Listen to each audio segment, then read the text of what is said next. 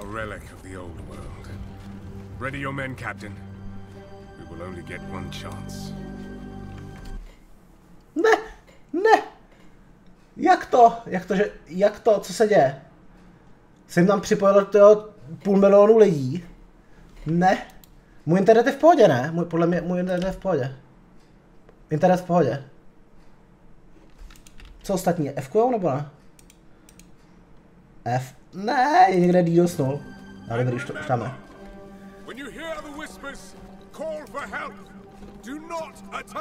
To jsou kalkulace nějaký, ne? When you hear the whispers, what do you think he was on about? It's Dorman, right? Yeah. Then Dorman, shut your damn mouth. Ugh, why do I always get stuck? Cutscene, novinka. Hey, the kid's got a mean cleave. Give him a chance. Quiet.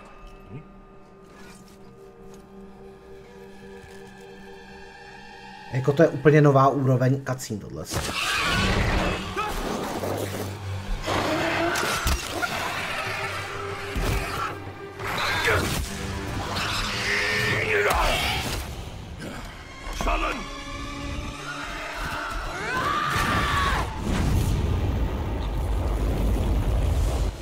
Jaký klerik. Má ta stýčink? To není má ta stýčink, ne? A mean cleave, eh, Captain? Rookie can't even lift his own sword. Captain Oren? Captain?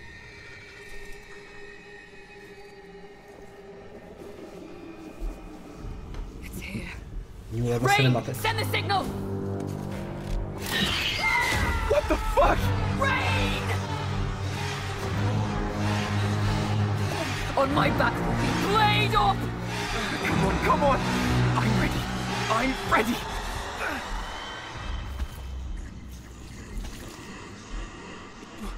Je to hooded figure? It's a man!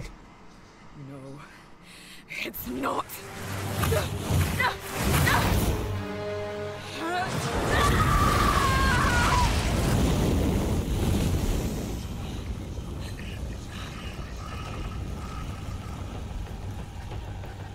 Run.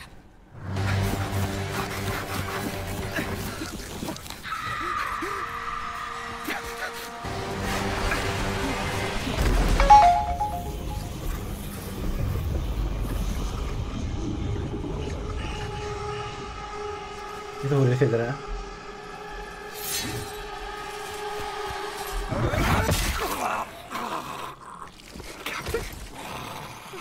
Captain! Captain!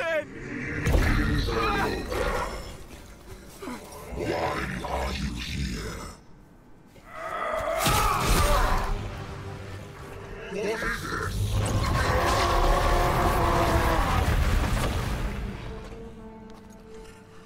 Řekl bych, že to budu muset F5 tknout, řekl bych, že tam trošku... Co to je za voice here zvuk? On your feet, lad. Sir, the captain, You'll be fine. Here.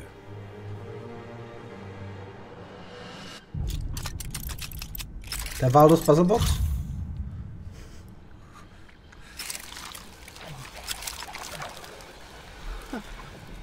What is this?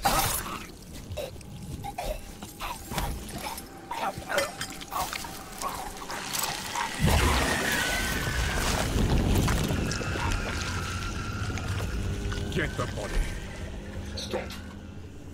Mortal. It can still be contained. You don't know what you have unleashed. Your kind no longer control this world.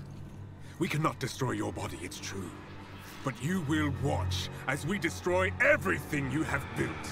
Všechno kalkuláci jsou to. Bind him! Feed. Grow, my child. I'll make sure you can eat your fill. Malej beast.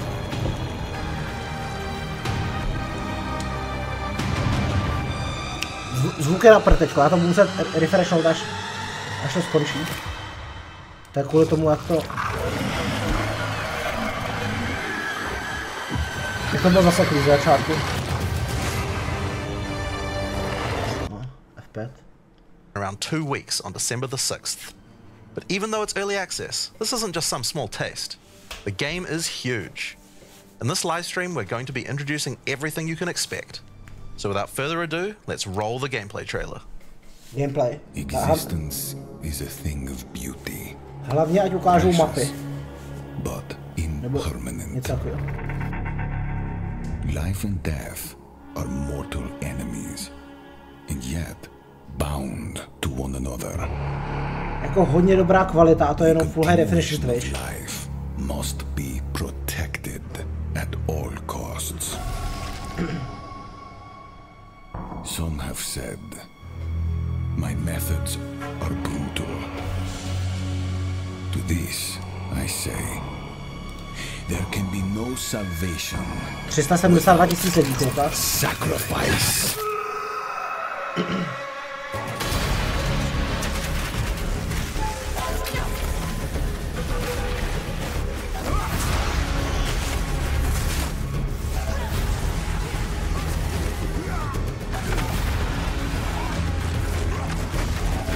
Ukazují nějaký základní skilly, základní klasy,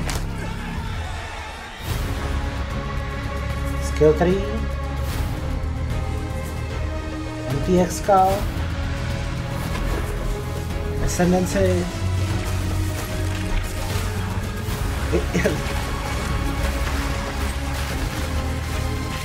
charge vypadaly na levou životu.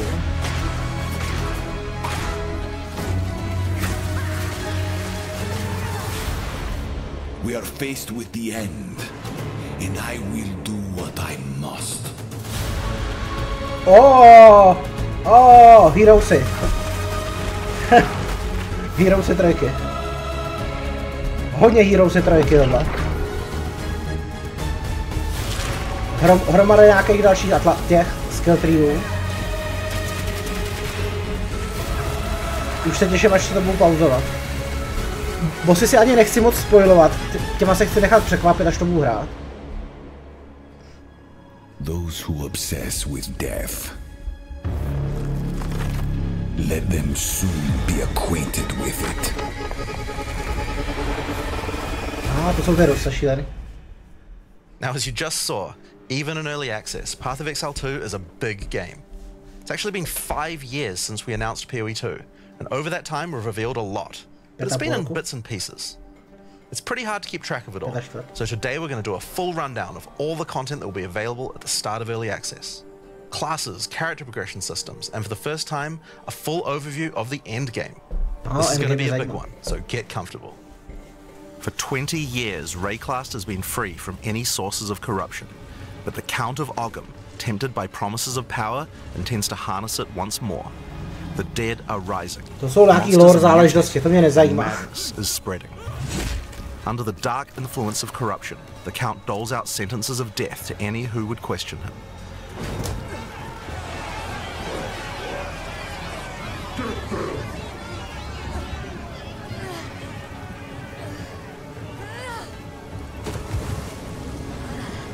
And this is where you find yourself at the start of PoE 2. Oni to teďko to přetáčejí, co nám budou ukazovat. Traverse the barren plains of the Vasteri Desert and delve into the jungle ruins of Exile, an ancient Val city. Exile outskirts. There are challenging monsters, hidden runes, lost camps and treasures, roaming merchants, and of course, unique bosses. No two areas are the same.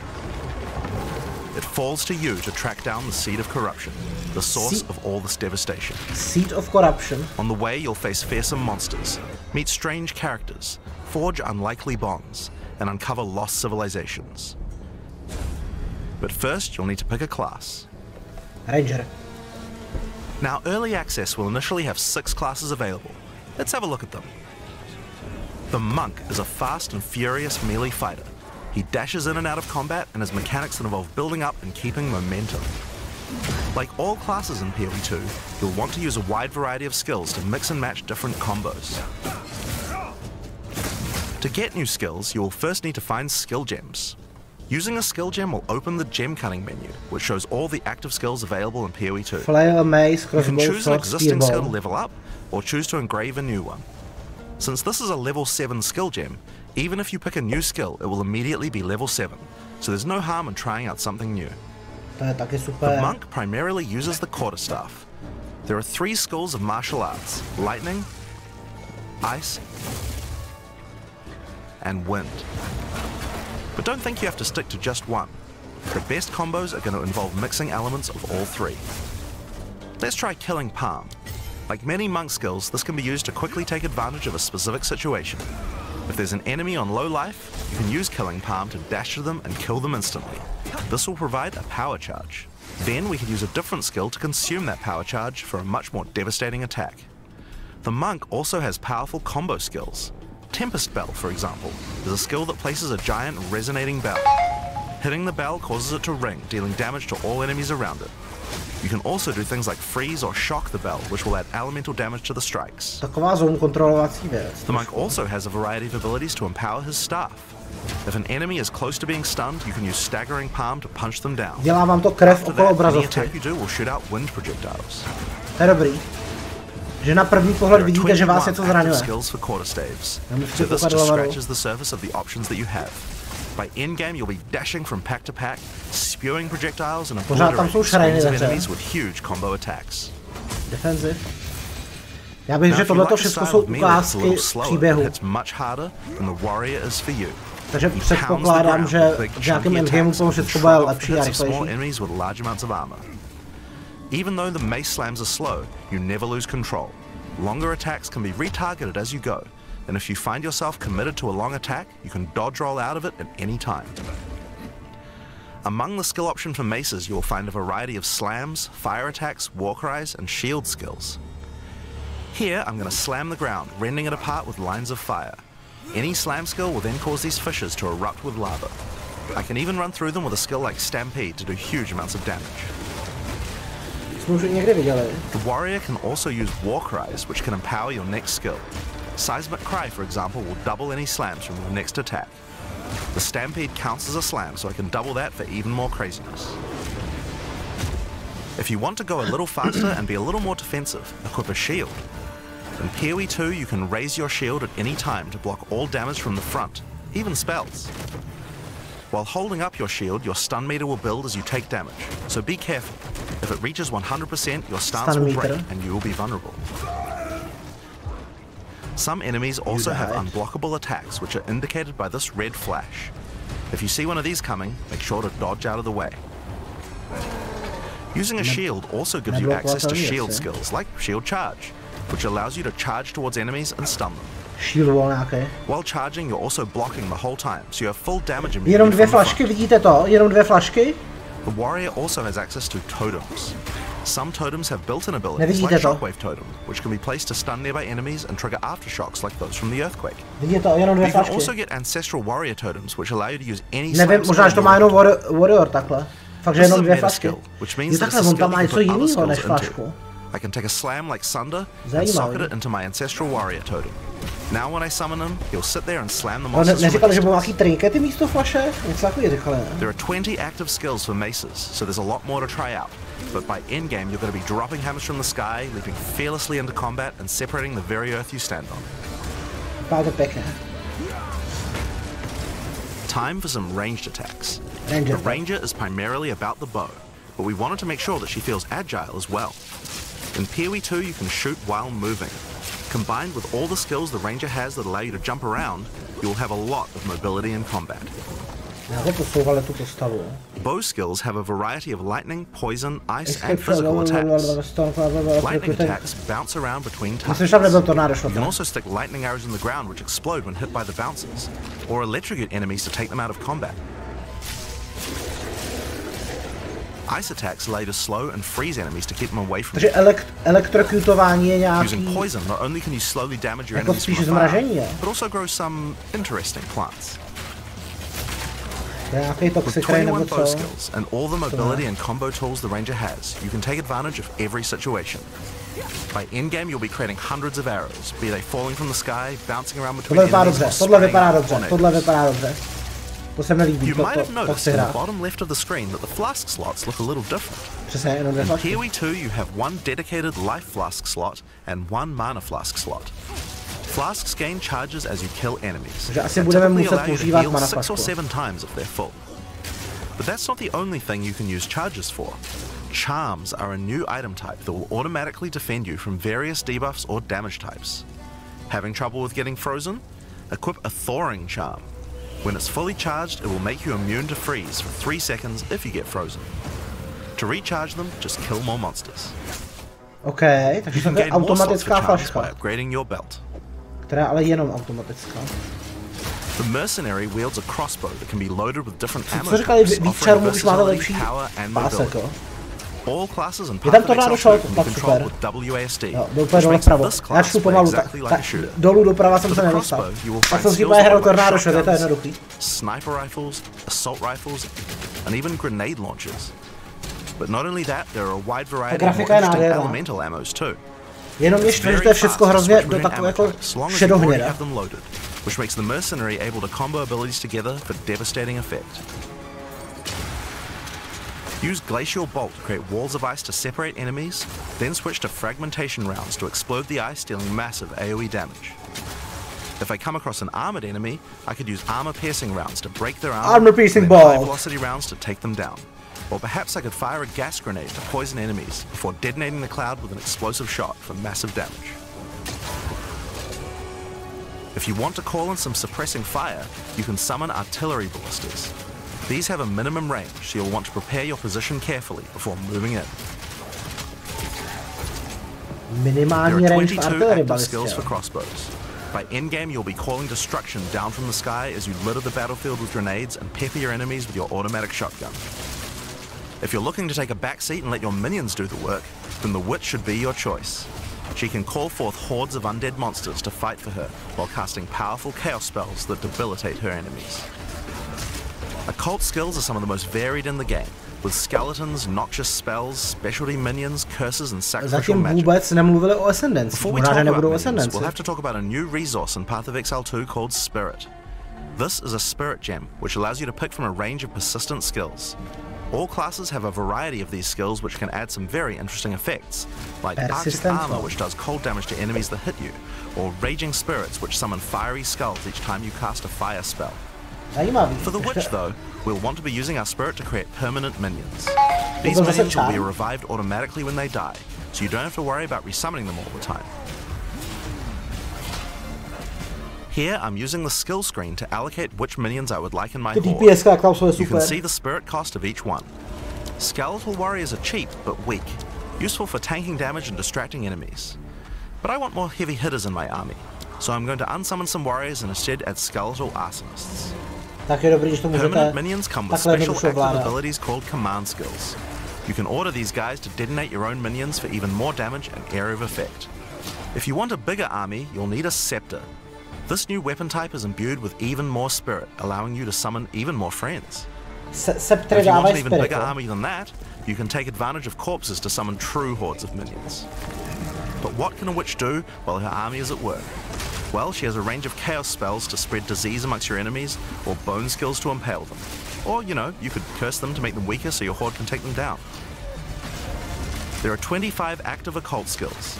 By the endgame, you'll be the leader of a fearsome army of the dead, consuming everything in its path.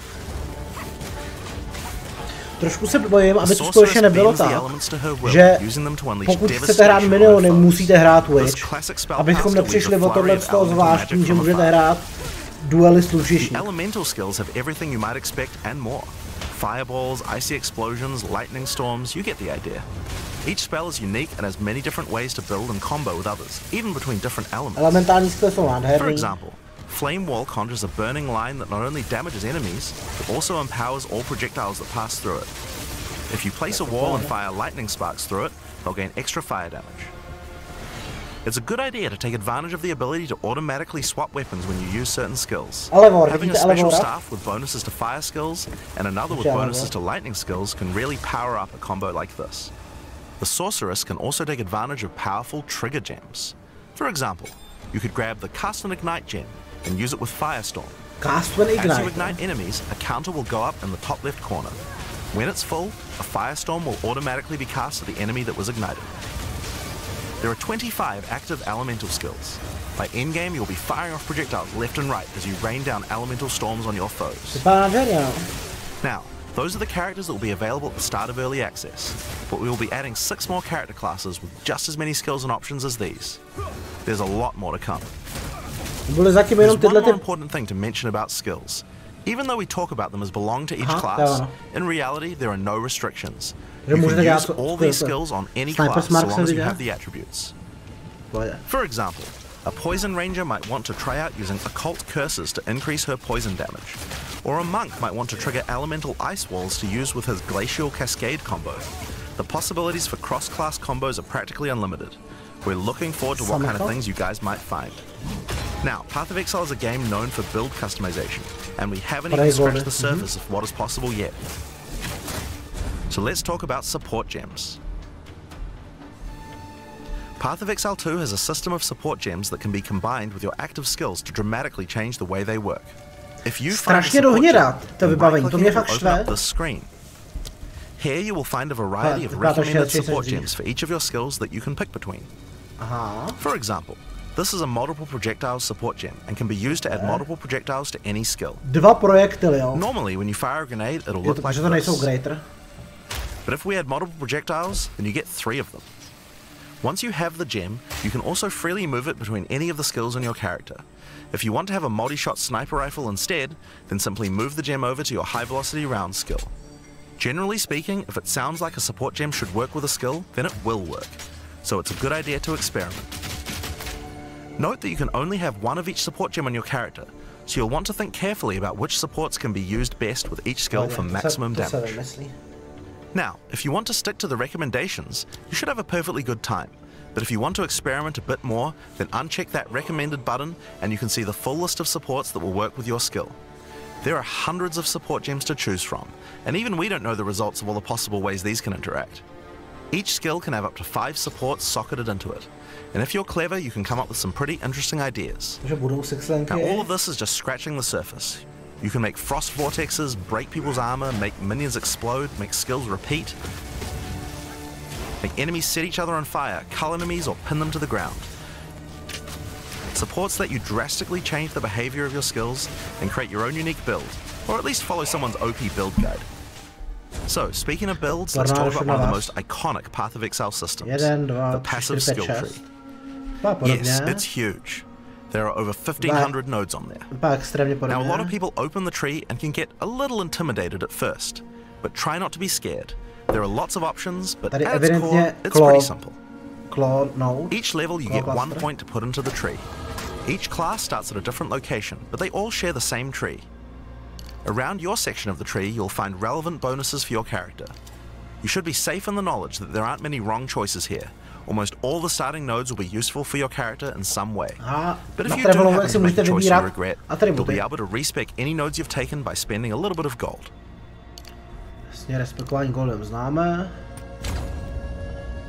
Now, the tree is generally divided up into clusters which have similar themes.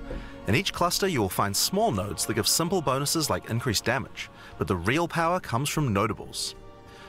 Notables normally have much more interesting bonuses, and they tend to care a lot more about how your build works and what skills you're using.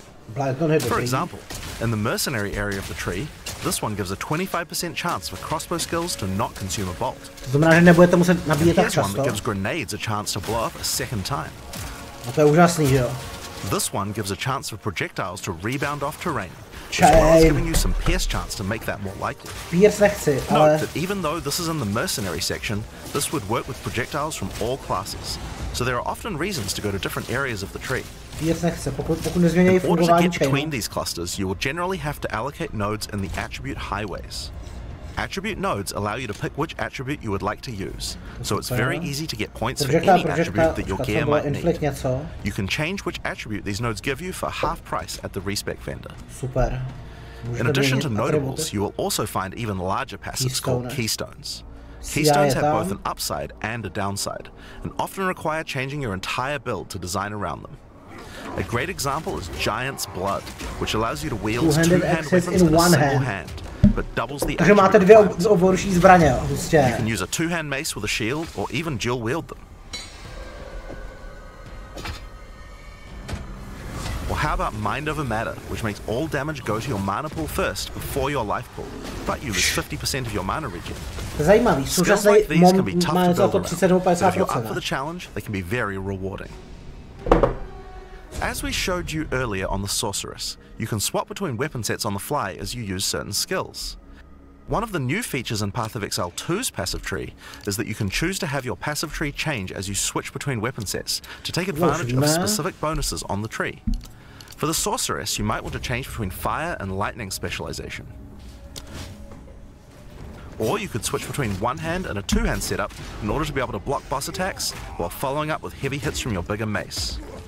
Or perhaps you could have a full curse setup on your witch to debuff enemies before switching to a chaos degen build for maximum damage. If you want to stick with just one weapon set, you can just use these specialization points as bonus points to invest however you like, but creative players will find plenty of opportunities with this system. You can get weapon specialization points throughout the campaign from optional bosses and quests. For example, Optional bosses, za který budete dostávat skill level. There are lots of other permanent boosts available from the campaign too. On the map you can see icons that indicate the many optional encounters you can find. Some of them have permanent character boosts, and others have powerful items. If you're having trouble getting past a boss, it might be a good idea to explore and see what you can find.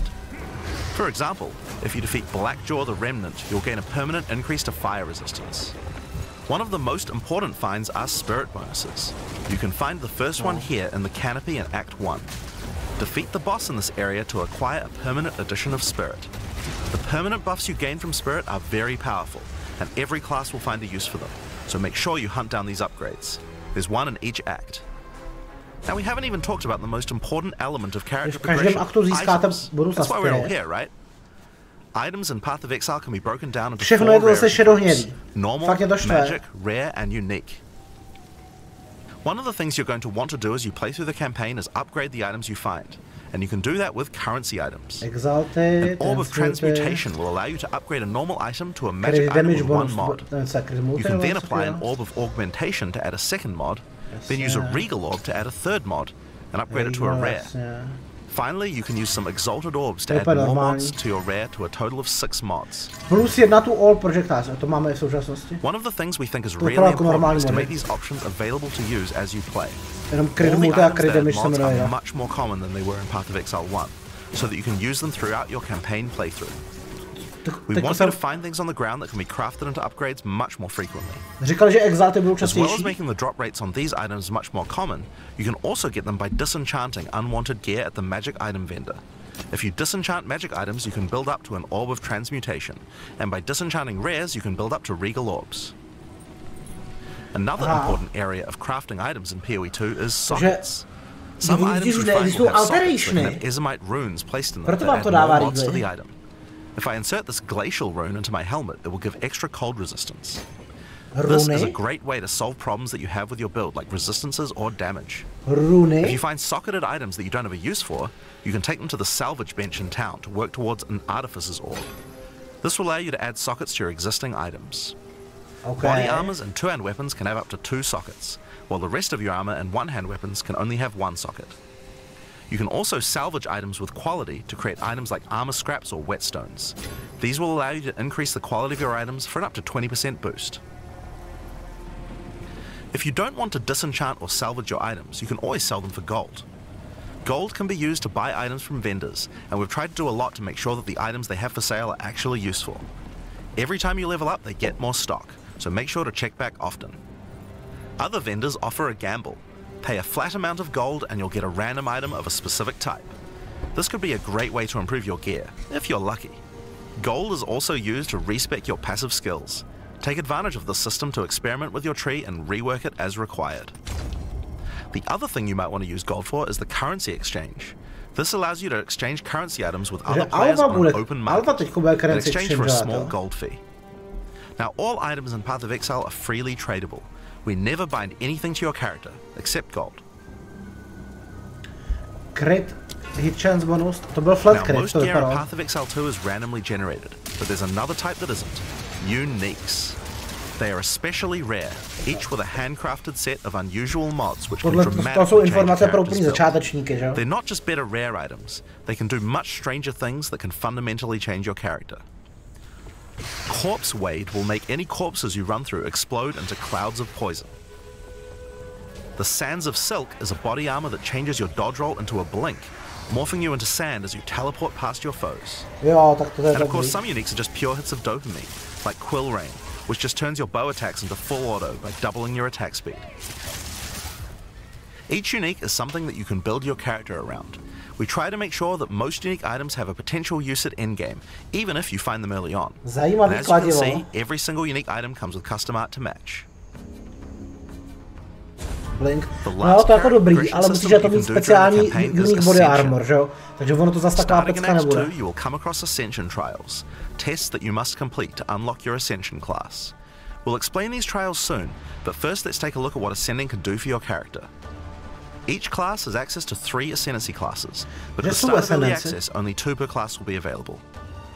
Ascendancy classes are unique to each character class, so choose wisely. They can drastically affect how you build your character. Ranger je zase ženská. As a to jsou sorceress, stejně. you could become a Stormweaver, a master of the elements. Tempest Caller causes elemental storms to be summoned each time you do a critical hit with a spell. Jako možná bych si nějakýho spellcastera Strike zahrál twice, you taky. can stack 2 copies of Shock for more damage. And going deeper into the tree, you can make all your damage types apply Shock. Make a Shock build from any skill. Alternatively, you could become a Chronomancer and command time itself. She literally has the ability to stop time with Time Freeze. Sao nebude, Not Sao only nebude that, vůbec. she has many other time manipulation abilities. Using Temporal Rift, Bude she něco can jako teleport back to a 12 previous klas location, a každá bude resetting her mít life and mana 3 back to what it was. tři Or with Time Snap, ascendancy. she can reset Něco all her takovýho. cooldowns A Sao and nebude cast all her vůbec. spells again. On the Warrior, you can choose between the Warbringer or the Titan. The Warbringer channels the might of his ancestors to gain tremendous power. Using Answered Call, you can summon ancestral spirits linked to each of your totems. Tam je... With Jade Heritage, you can encase your body in a protective layer that absorbs all damage until it breaks. Warcaller's Bellow allows you to explode the corpses of your enemies. And with Great Wolf's Howl, you can ignore the cooldowns of your war cries. Let all that anger out. The Titan class is all about hitting big. With Earthbreaker, every slam is a chance to create an aftershock. Takže Titan With bude nějaký crushing boss killer, jo? impacts, every hit becomes a crushing blow, which will allow you to stun your enemies with ease. Jo, With dobrý surprising plamenometník, strength, ten se mi hodně you can líbí, take jo. advantage of stunned enemies to deal 40% more damage. As a ranger, you might choose to be a Deadeye, an expert markswoman who can take down foes with style. Tak už vím, co budu hrát. Endless Tornado Show munitions, Deadeye. every attack ends an extra projectile. Additional projectile, je to tam, ale With se jenom gathering jeden. winds, she gains a Tailwind, small je tam. increase to movement speed with every attack. Můžu hrát i v Path of Exile 2, to tež jako do teďka. With eagle eyes, she will never miss, allowing you to stop wasting all those passive points on accuracy. Žádná accuracy, dobře. Alternatively, you could become a Pathfinder, the master of flasks and poison. She can choose from one of several throwable concoctions, allowing her to spend her flask charges to throw explosive bottles that deal various types of damage. A bleeding concoction will make your enemies bleed, while a fulminating one can shock your enemies, allowing you to do extra damage. Nějaký Pathfinder nebo co? Contagious Contamination allows her to spread poisons between her foes, while overwhelming toxicity doubles the number of stacks they can be infected by. Running Assault allows her to move much more quickly while firing, while Relentless Pursuit makes her totally immune to being slowed by enemies. The Witch can ascend into the Infernalist or the Blood Mage. As an Infernalist, she can summon a loyal Hellhound companion. The Hellhound sets enemies on fire, as well as taking a percentage of the damage if the Infernalist gets hit.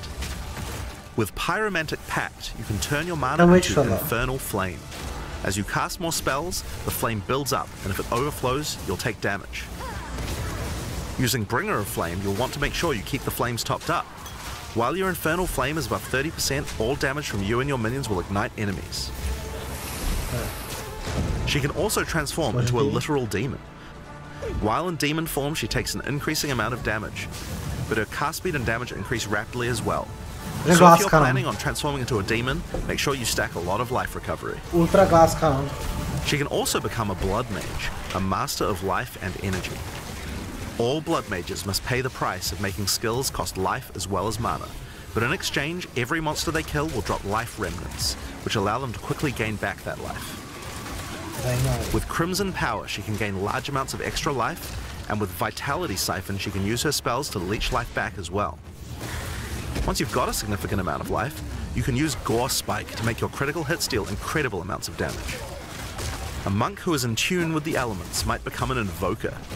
With Elemental Expression, the Invoker will create waves of elemental power each time he does a critical strike. With Faith as a choice, you gain the ability to meditate, allowing you to double your energy shield. Choose between I am the Blizzard or I am the Thunder to specialize in cold or lightning. And I Shall Rage will allow you to turn into an unbound 458 tisíc lidí kouká. Each time you apply a status ailment to an enemy, you gain Unbound Fury. When you have enough, transform into an avatar to deal way more damage and inflict even more elemental ailments. Some monks choose to reach into the darkness instead. The Acolyte of Chayula can exchange their mastery of spirit for darkness, a resource that can be utilized to both absorb and deal damage. The Shroud of Darkness will protect you from all damage incoming, but if you take Grasp of the Void, you will deal extra chaos damage from all the darkness you have. Their Dark Pact offers greatly increased resistances to chaos damage, and can allow their mana leech to not only happen instantly, but apply to their energy shield as well. Another node you can take is Waking Dream, which allows you to see into the domain of the Breach Demons. There you will see the Flames of Chayula that can be taken to gain life, mana, and damage. The Mercenary has a job to do, but which job suits you? You might choose to become a Witch Hunter. Obsessive Rituals will give you a sorcery ward, allowing you to defend yourself against elemental hits in exchange for less defense against attacks. With Zealous Inquisition, your enemies have a 10% chance to explode on death. The chance is doubled against demons and undead. With Judge, Jury, and Executioner, your initial hit against enemies can deal up to 30% of their life and damage, if you're lucky. This is great for hunting powerful bosses. And with Witchbane, you can break your enemy's concentration, preventing them from casting spells as often as they would usually do. You could also choose to become a Gemling Legionnaire, enhancing your abilities by embedding gems directly in your flesh. Integrated Efficiency will give you extra skill slots. Thermatological Infusion gives you extra maximum resistances as you socket more and more support gems. Adaptive Capability allows you to use any color of gem without worrying about attributes, while Crystalline Potential adds extra quality bonuses to every gem socketed into your character. So those are the Ascendancy classes for the start of Early Access. But one thing we haven't talked about yet is how you ascend in the first place. Ascension in Path of Exile 2 requires completion of one of the Great Trials, which you'll find as you progress through the campaign. Each one is associated with one of the major cultures of Rayclast. Located in the Vasteri Plains are the Maraketh, a culture of rich tales and brutal traditions, who must do whatever it takes to survive in the desert. The highest position in Maraketh culture is a Sekima, and it is not a title given freely. All aspirants must complete the Trial of the Sekimas, a grueling gauntlet that will test their strength, will, cunning, and patience. To enter, a warrior of the Maraketh must prove their worth by trapping the soul of a djinn in a coin, and you are no different. Once you have earned your coin, it may be placed on the relic altar to begin the trial. To je sanktum tohle. Ne, ať to není sanktum, já nechci hrát sanktum povinně. In the Trial of the Sekimas, each room has its own challenges to overcome. In this room, each rare monster you kill will send its blood to the chalice in the center of the room. Once the chalice is filled, you will be able to proceed. While fighting monsters in the trial, you will need to be very careful. Each hit will not only hurt you, but will damage your honor. The monsters are well telegraphed, so that you can avoid their attacks, but if you run out of honor, you will fail the trial and need to find another coin in order to try again. It is a good idea to make sure that you are well prepared before challenging the Trial of the Sekimas. Je to méně špatný než současný labirint. After each room, ale i tak to bude oprus. In this case, you have been given a key that can be used to unlock chests later in the trial. Once you have claimed your reward, you will be shown a map of the rest of the floor and may choose how you wish to proceed. Which challenges would you like to face, and which rewards do you want to claim? Some rooms are more dangerous, afflicting you with debuffs that will persist for the entire trial. For example, entering this room will afflict you with Spiked Shell that will cause all monsters in the rest of the trial to have 50% increased life. You will want to take care if you choose such a path. There are many different challenges and rewards as you journey through the trial. Takže furt tam jsou Deadly pasti, jo. traps, waves of monsters, and strange artifacts will Výborný. test your Máme armor. po 7 letech nebo po As you kolika? progress, you'll be Po able to 6 gain letech máme boons from zpátky the Elerion gem, Trial, je which will help výborný. you on your journey. For example, the Sekima's cloak will revive you once if you die, giving you a second shot at a run. One of the rewards you may find is Sacred Water, an extremely valuable and treasured resource to the Jinn and the Maraketh. Trading it with the Jinn will allow you to receive many benefits. You can recover honor, gain additional boons, or remove afflictions. At the end of the floor, you'll find a powerful boss which will truly test your limitations. In order to ascend, you will need to defeat him.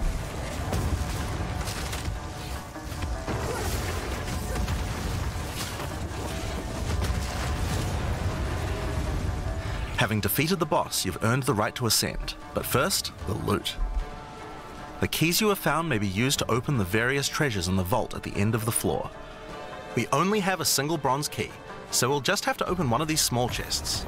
If you want to open the better ones, you'll need silver or gold keys. Let's use the Altar of Ascendancy. Your first ascension will allow you to pick your class and grant you 2 points to use in the tree. Now there are more floors and many more rewards that can be found within the Trial of the Sekimas, but we'll save that for the section on the endgame. For now, let's talk about the second Ascendancy trial, the Trial of Chaos. In Path of Exile 2, you can choose whichever trial you like to earn your ascension. Each culture on Rayclast had their own methods to ascend. If the Trial of the Sekimas is not your kind of playstyle, or you're finding it too difficult, you could try another. You can gain all your ascension points from just one, or mix and match them. It's up to you. For early access, we will have 2 trials as options, with a 3rd trial coming later for the full release. While exploring the Vaal jungle, you'll discover the Temple of Chaos. Before the Vaal embraced the science of corruption, their civilization worshipped chaos. This ancient trial was once used by the Vaal to test their high priests. The high priest of the Vaal must show willingness to risk everything to gain power. Entry to the trial requires a token from a strange entity known only as the Trial Master. For those in which he sees potential, he shall inscribe an ultimatum. Many have attempted these trials in search of greatness. Most have perished. Will you be able to defy the odds? Before you begin each chamber, the Trial Master will offer you a reward and a choice. Choose one of 3 tribulations to affect you through the rest of the trial. These modifiers might beef up the monsters, curse the player, or add environmental hazards like turrets or trap runes. In this case, we will be picking shocking turrets. As you enter the room, the Trial Master will fill it with hazards to test your commitment. In this case, you must destroy all the monsters that fill the room, while dealing with the lightning projectiles from the shocking turrets.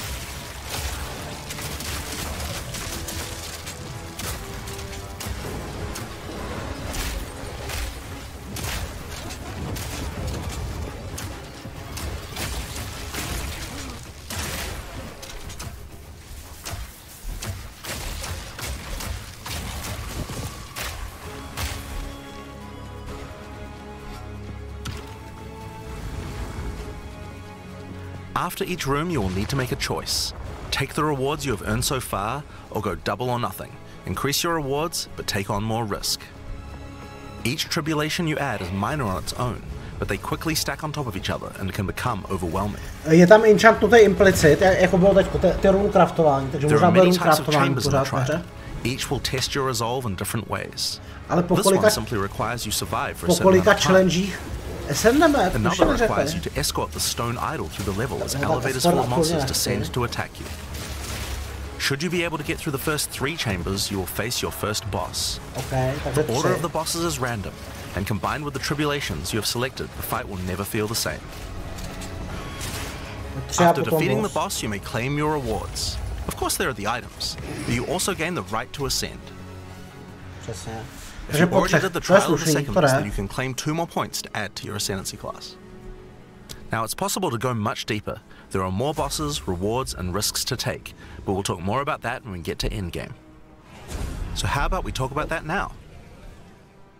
So far we've only been showing you footage from the campaign, but some people would argue that the endgame is where the game truly begins.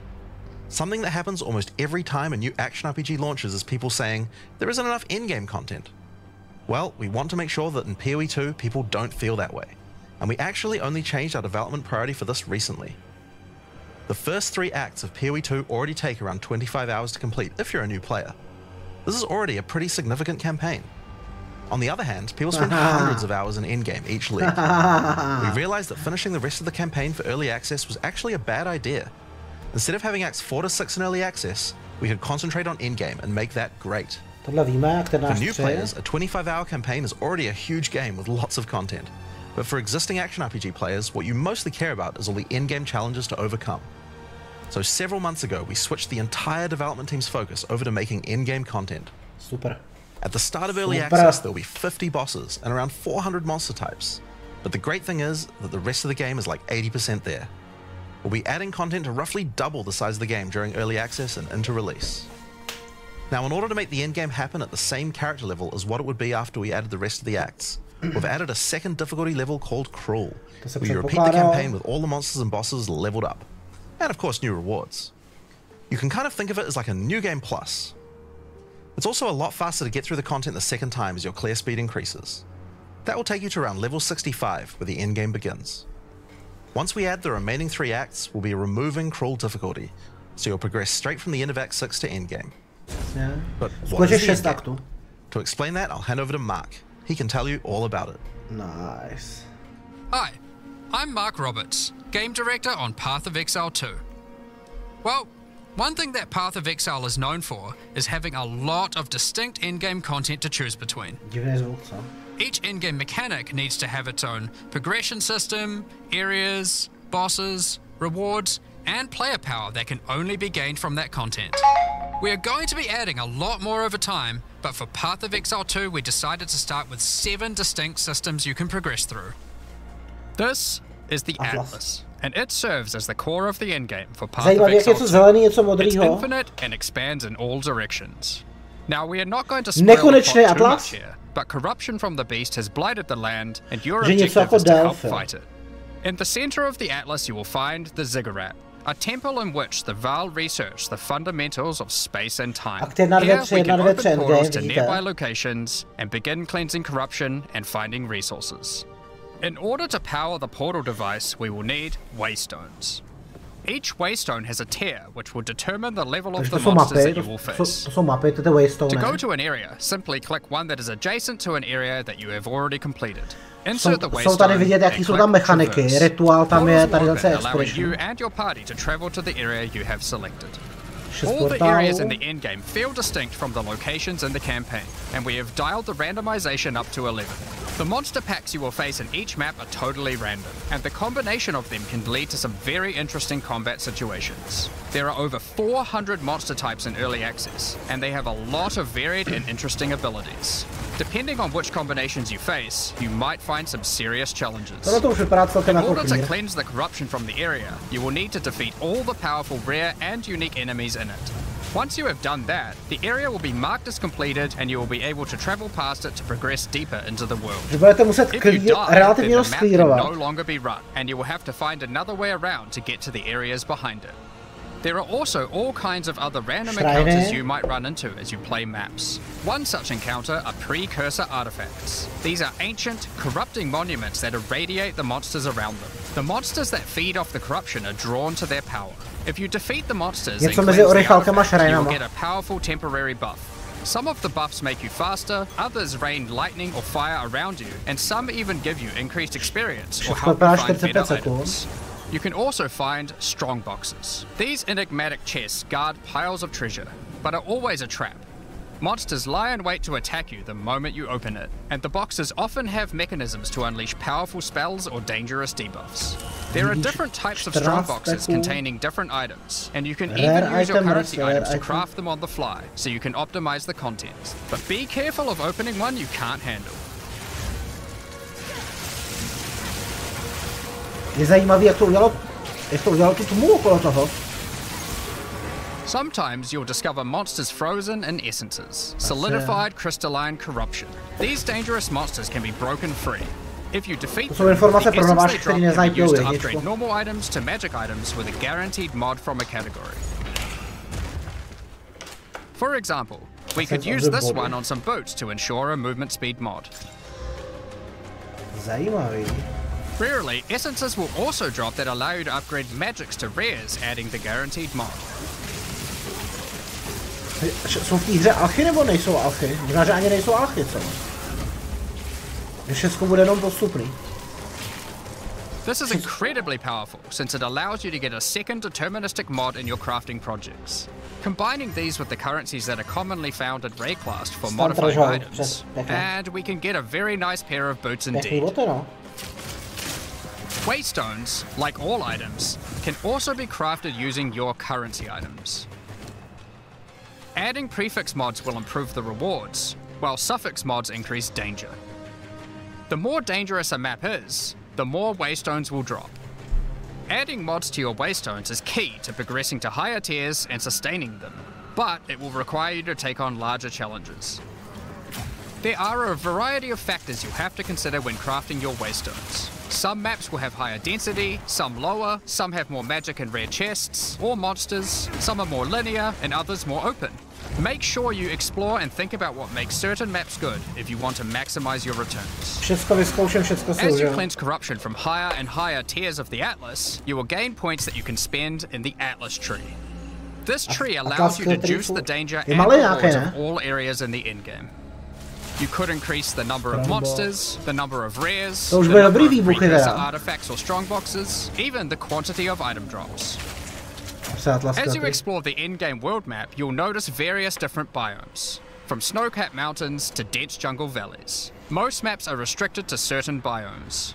As you continue to explore deeper into the Atlas, there are all sorts of things to discover. These cities are constructed by different peoples of Rayclast, and have specific items that can be found there. These strange structures marked on the map don't appear to do anything for now. Perhaps you'll work out how to use them later. You might find unique maps like Untainted Paradise, an undisturbed island full of beasts that give an extreme amount of experience. You may even find a lonely man just enjoying his retirement who will give you a unique item for free. In addition, you can find special areas that would make a good spot to set up camp. Clear these areas of their hostile inhabitants, and you'll be able to claim them as your own hideout. You can decorate your hideout as you see fit and invite various NPCs to join you there to create your own personal base of operations. A great tool for exploration are towers. These mysterious precursor constructs are dotted around the Atlas. Completing the tower will reveal a large area around it, allowing you to scout out your next challenge. There are lots of things to find, so keep looking. Some sections of the Atlas are influenced by corruption. This adds extra modifiers to the maps in the region, increasing difficulty and rewards. Here, slaying monsters in close proximity to each other will cause the vestiges of corruption within them to merge together, forming powerful and grotesque abominations. You may have noticed while looking at the Atlas that some of the areas have these icons above them. The icon indicates that the area contains some kind of special encounter. This icon indicates that the area has a powerful boss. Because only 1 in 4 maps contain a map boss, we are able to make them very powerful and very rewarding.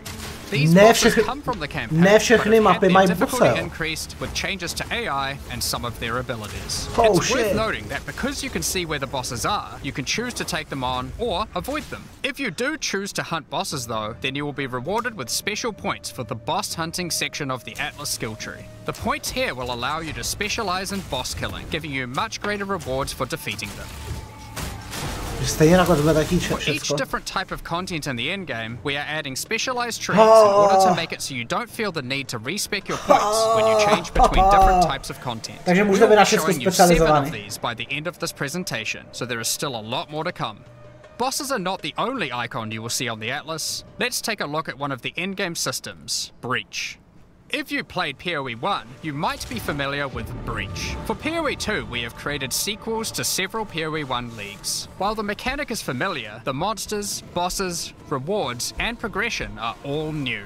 A breach is a tear in the fabric of reality. Opening it will allow you to see the demons and otherworldly monstrosities that lie in wait on this other plane of existence. By engaging with a breach, you'll create a bridge between their world and Rayclast. In order to keep the breach open, you will need to kill the demons that pour forth. The faster you can kill the monsters, the more monsters you will fight, and the more loot you will find.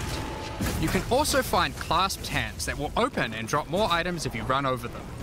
These can be a good boost to the rewards of the breach, so keep an eye out. Breach podle mě byl vždycky One of the nápad. rewards that you may find while fighting monsters from Breach Co are říká ty tablets. Tablets are special items that can be used with precursor towers to add more encounters to the Atlas. Breaches will drop breach tablets. Clicking on a completed tower will allow you to consume the tablet to add more breaches to areas within range of the tower. This makes all the content in the Atlas self-sustaining. Want to do more breaches? Find the tablets, add them to your towers, get more breaches, getting more tablets. Soon your Atlas will be covered in otherworldly domains. Okay. In addition, like all items in PoE, you can craft Takže- them. Takže Use your místo currency skarabů to jsou, add mods to your jsou tablets, tablety. allowing you to upgrade Jsou all the craftovatelný breaches in skarabové, range. jo? Tablets can have up to 2 mods. What the These mods hell? do things like adding extra rare monsters, extra clasped hands, or even monster density of breaches, allowing you Takže to je keep to them open kombinace long. Often you will Watchstoneů find multiple towers near to each other with overlapping areas of effect. se This can allow skarabama. you to really juice the mechanic by stacking the mods from multiple tablets. Jsou to takový Watchstone. In your fight to hold the breach demons at bay, you may want to use the powers of their world against them. Each in-game mechanic always has player power that can only be gained from that mechanic, and Breach is no different. Takhle vypadá In Breach, you endgame will find postava dobře. catalysts, items that can increase the quality of rings and amulets by improving specific mods. Jasně, You can katalysty. also find Breach rings, a Jenom special jsem base nový, type that can have its quality improved by catalysts up to Kvalita je 50%. In this 50, case, you can create a okay. ring with around 170 life. Breach rings can become some of the strongest rings in the game, A giving není you to some good koruptivní. motivation to face the demon hordes. In addition, each endgame mechanic needs to have a pinnacle endgame encounter. While killing Breach monsters, you may find Breach splinters. Collect enough of these and you'll be able to create a 300 Breach stone. splinterů na Breachstone. Using a Val technology called the Realm Gate, you can use your Breachstone to access their domain and bring the fight to them. In this twisted domain, you will find nothing but a single massive breach. Triggering it will reveal hordes of breach inhabitants.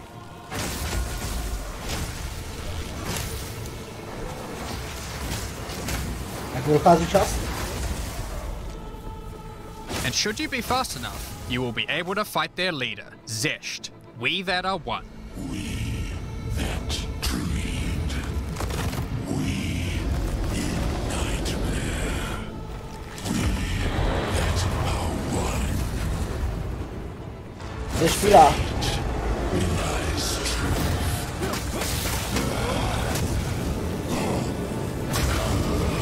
Hodně hlášek, to se mi líbí. Jsou hodně dabovaný. What?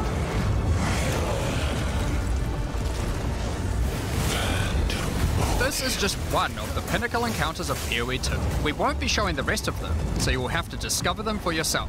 But rest assured, this is some of the hardest content we have ever made. All of these encounters have specific uniques that can only be found from them, but that's not all. We still have the progression system. Defeating Zesht will give you points to allocate into the Breach section of the Atlas tree. Allocating these points will make breaches and the breach domain even harder, but will give you more rewards. The small Twisted nodes will domain. increase the difficulty of the twisted domain, while the large nodes have more specific bonuses. For example, this node adds more clasped hands to your breaches, Takže and to adds a jsou pack of magic monsters ascendancy that can pro guard. jednotlivý Get some ligový more points mechaniky. and you can allocate Waking Nightmare, which will double the number of splinters you get from clasped hands, and inflict you with a mysterious debuff. In order to earn more points, you will need to defeat Zesht at a higher difficulty, and some rewards from Zesht can only be found by increasing the difficulty of the Twisted Domain above certain thresholds.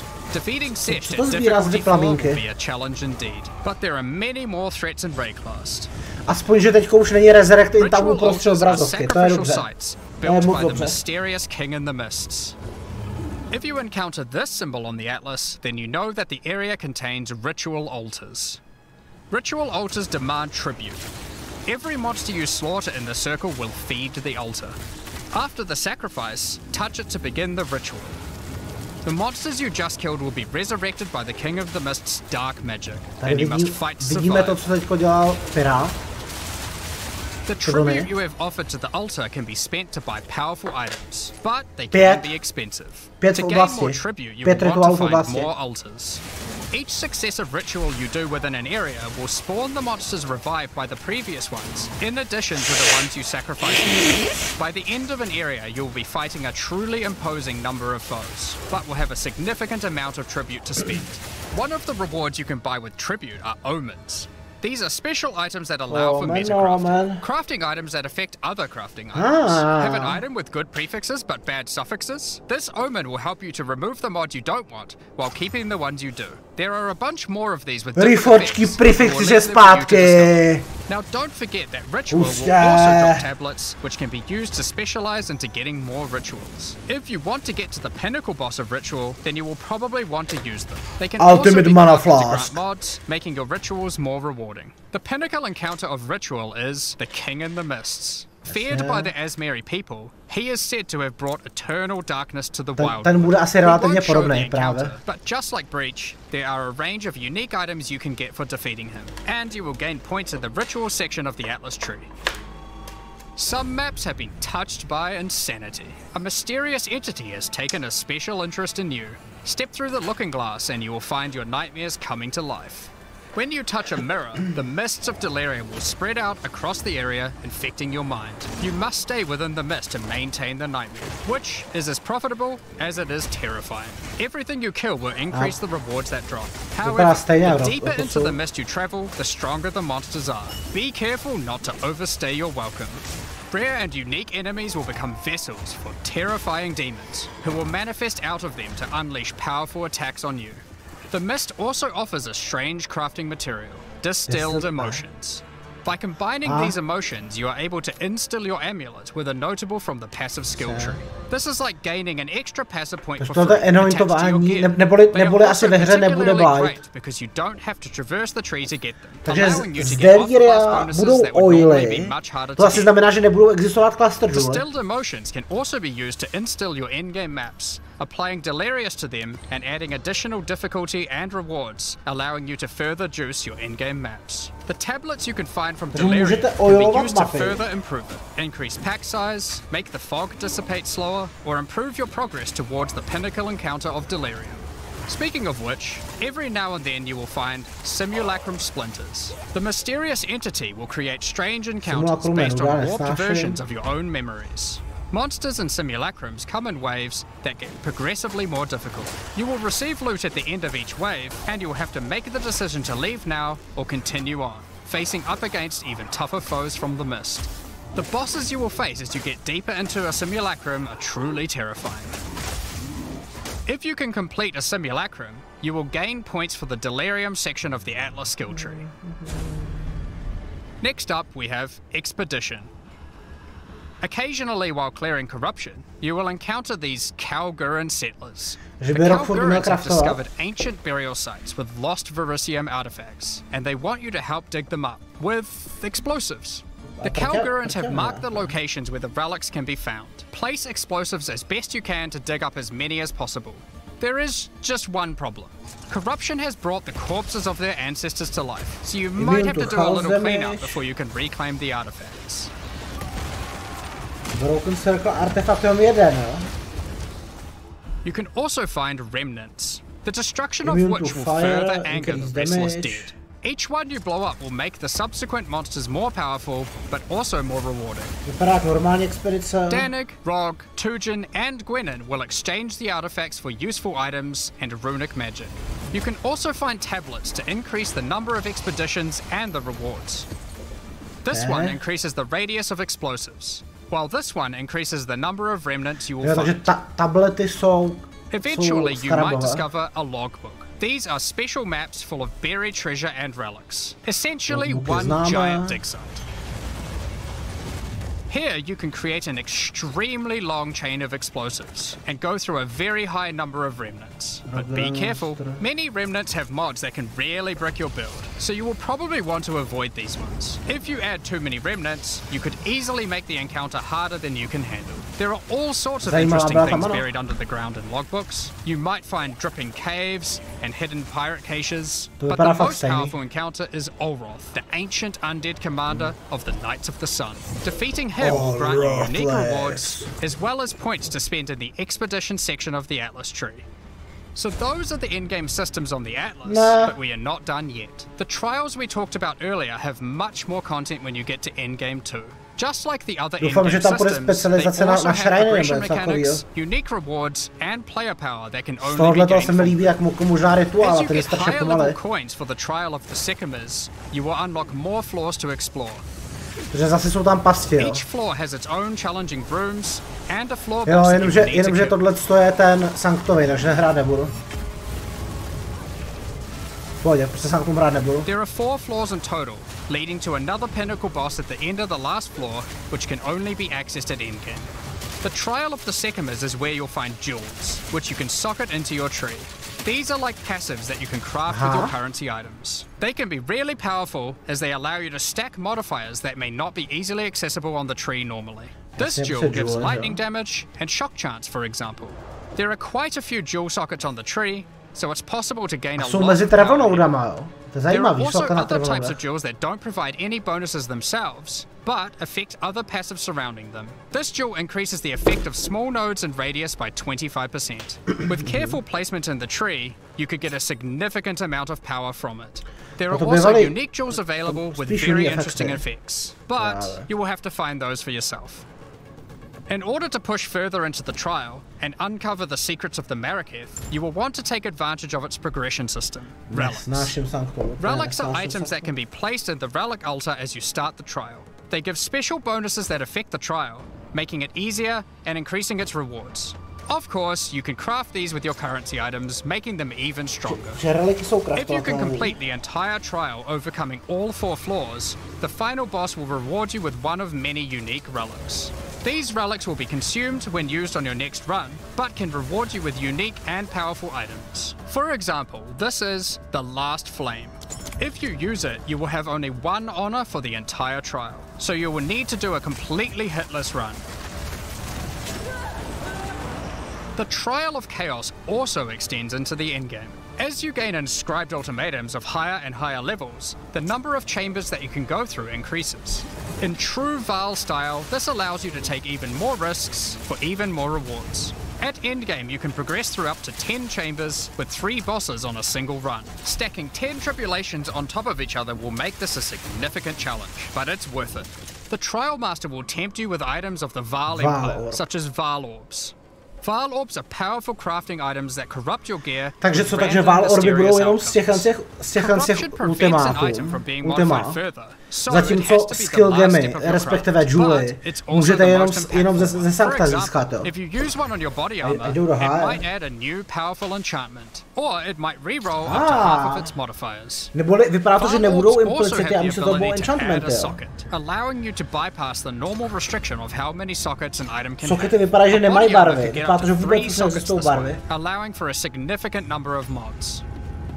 Val Orbs can even modify uniques. Adding enchantments or sockets to uniques can make them incredibly powerful, but there is a good chance that you will break them as well.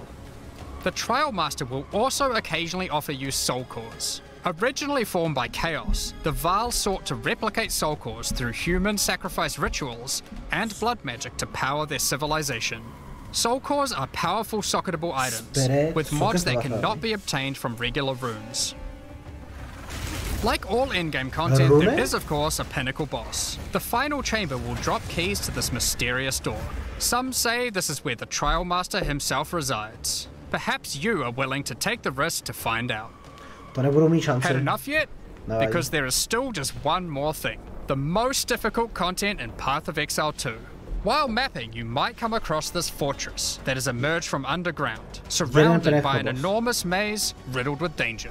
Is the maze preventing something from getting in, or something getting out? This fortress is of ancient origin, and its construction has similarities to the towers and tablets that you have been using on your journey through the endgame. It is clear from the entrance that there are 3 keys required to enter. Local factions are vying for access to the fortress in order to seize the power they believe will be inside. Each of the faction's leaders have managed to get their hands on one of the keys, so you will need to defeat them. Each faction is led by an Uber-Act boss. You can see one of them inhabiting the city, but in order to fight him, you will first need to defeat their 2 lieutenants in the adjacent zones. Be careful. If you fail against either of the lieutenants, or to kill the leader, they will move on, and you will need to find them again. Kill all the Uber bosses and you will gain access to the fortress. We aren't going to spoil it, as we can't wait to see you guys attempt it for the first time. But is there a tree you get points in after killing it? Of course there is. This is Path of Exile. There is always another tree. So these are your challenges for PoE 2. As you can see, this project is crazy huge. Já to budu hrát totálně blind, vůbec se nebudu koukat na ostatní lidi, co How do you gain access? Well, during early access you'll need a key to get in. To thank our existing PoE supporters who have spent more than $480, we'll be giving you guys a key for the PC version for free. Myslím, že Anyone else who wants one can get one by purchasing one of the new early access supporter packs that have just been released to the store. If you just want early access to PoE 2, then you can get a key in the $30 early access pack. Ale tam The pack also comes with $30 of points to spend in the MTX store. Právě. But we also have a variety of other supporter packs filled with exclusive microtransactions, points to spend in the store, and even physical items. Utratil jsem asi Cosmetics can be used right now in $495. PoE 1 and in Path of Exile 2 when early access starts. Cinematic je jedno. The game To po mně někdy začalo sekat. a full rundown.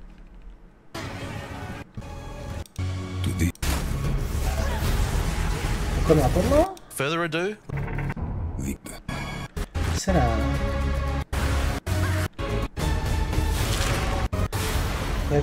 Koukám na tohleto. We are faced with the end, and Map device. Nevím, to je asi nějaký z bossů nové. Tohle to jsou nějaký ty města, ne? Nebo něco takového, kde jsou nějaký bossové, tady budou nějaký trošku menší bossové. To jsou extrémně Heroesy trojky, tohleto, úplně neuvěřitelně. Zdarko, takže nějaký boss. Nějaký jiný boss, pořád Heroesy trojky. Já si to dám, ať vidím váš chat případně.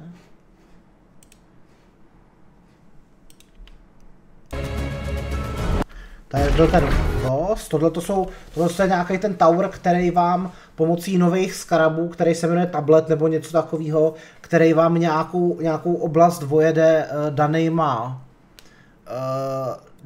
efektama. To je zajímavý, neboli oni zkombinovali skaraby spolu se sextantama. Se staršíma sextantama, kdy ještě měli poloměry, kdy ještě měli kruhové efekty. Neboli teďko to má kruhový efekt. Zároveň je to ale skarab, že to přidává ligové mechaniky. A zároveň ty skarabové jsou craftovatelný. Ty krávo, ta kombinace. Počká, to mě zajímá. Nevím, jestli se to dá nějak frame po frameu posouvat. To je ono. Takže, co tady vidíme? Tohle je základní Atlas Skill Tree, tohle je teda fakt jenom maličkatý na začátku, tam těch věcí není moc. Tady je Breach, Expedition, tohle jsou ty bossové, tuším, tady je Delirium a tady je Rituál, jo. To je celkem slabota, a tohle jsou nějaký normální globální věci typu kvantita, rarita, víc rare monstrů, víc strongboxů, asi něco takového. Stačí koupit za těch Eček a můžu hrát. Pro Early Access stačí, aby si buď koupil ten Supporter Pack, který stojí $30, který má v sobě Early Access key, anebo pokud si historicky utratil více než $480. Pokud nespěcháš na Early Access, tak můžeš počkat do té doby, než to vydají oficiálně a potom to bude úplně zadarmo.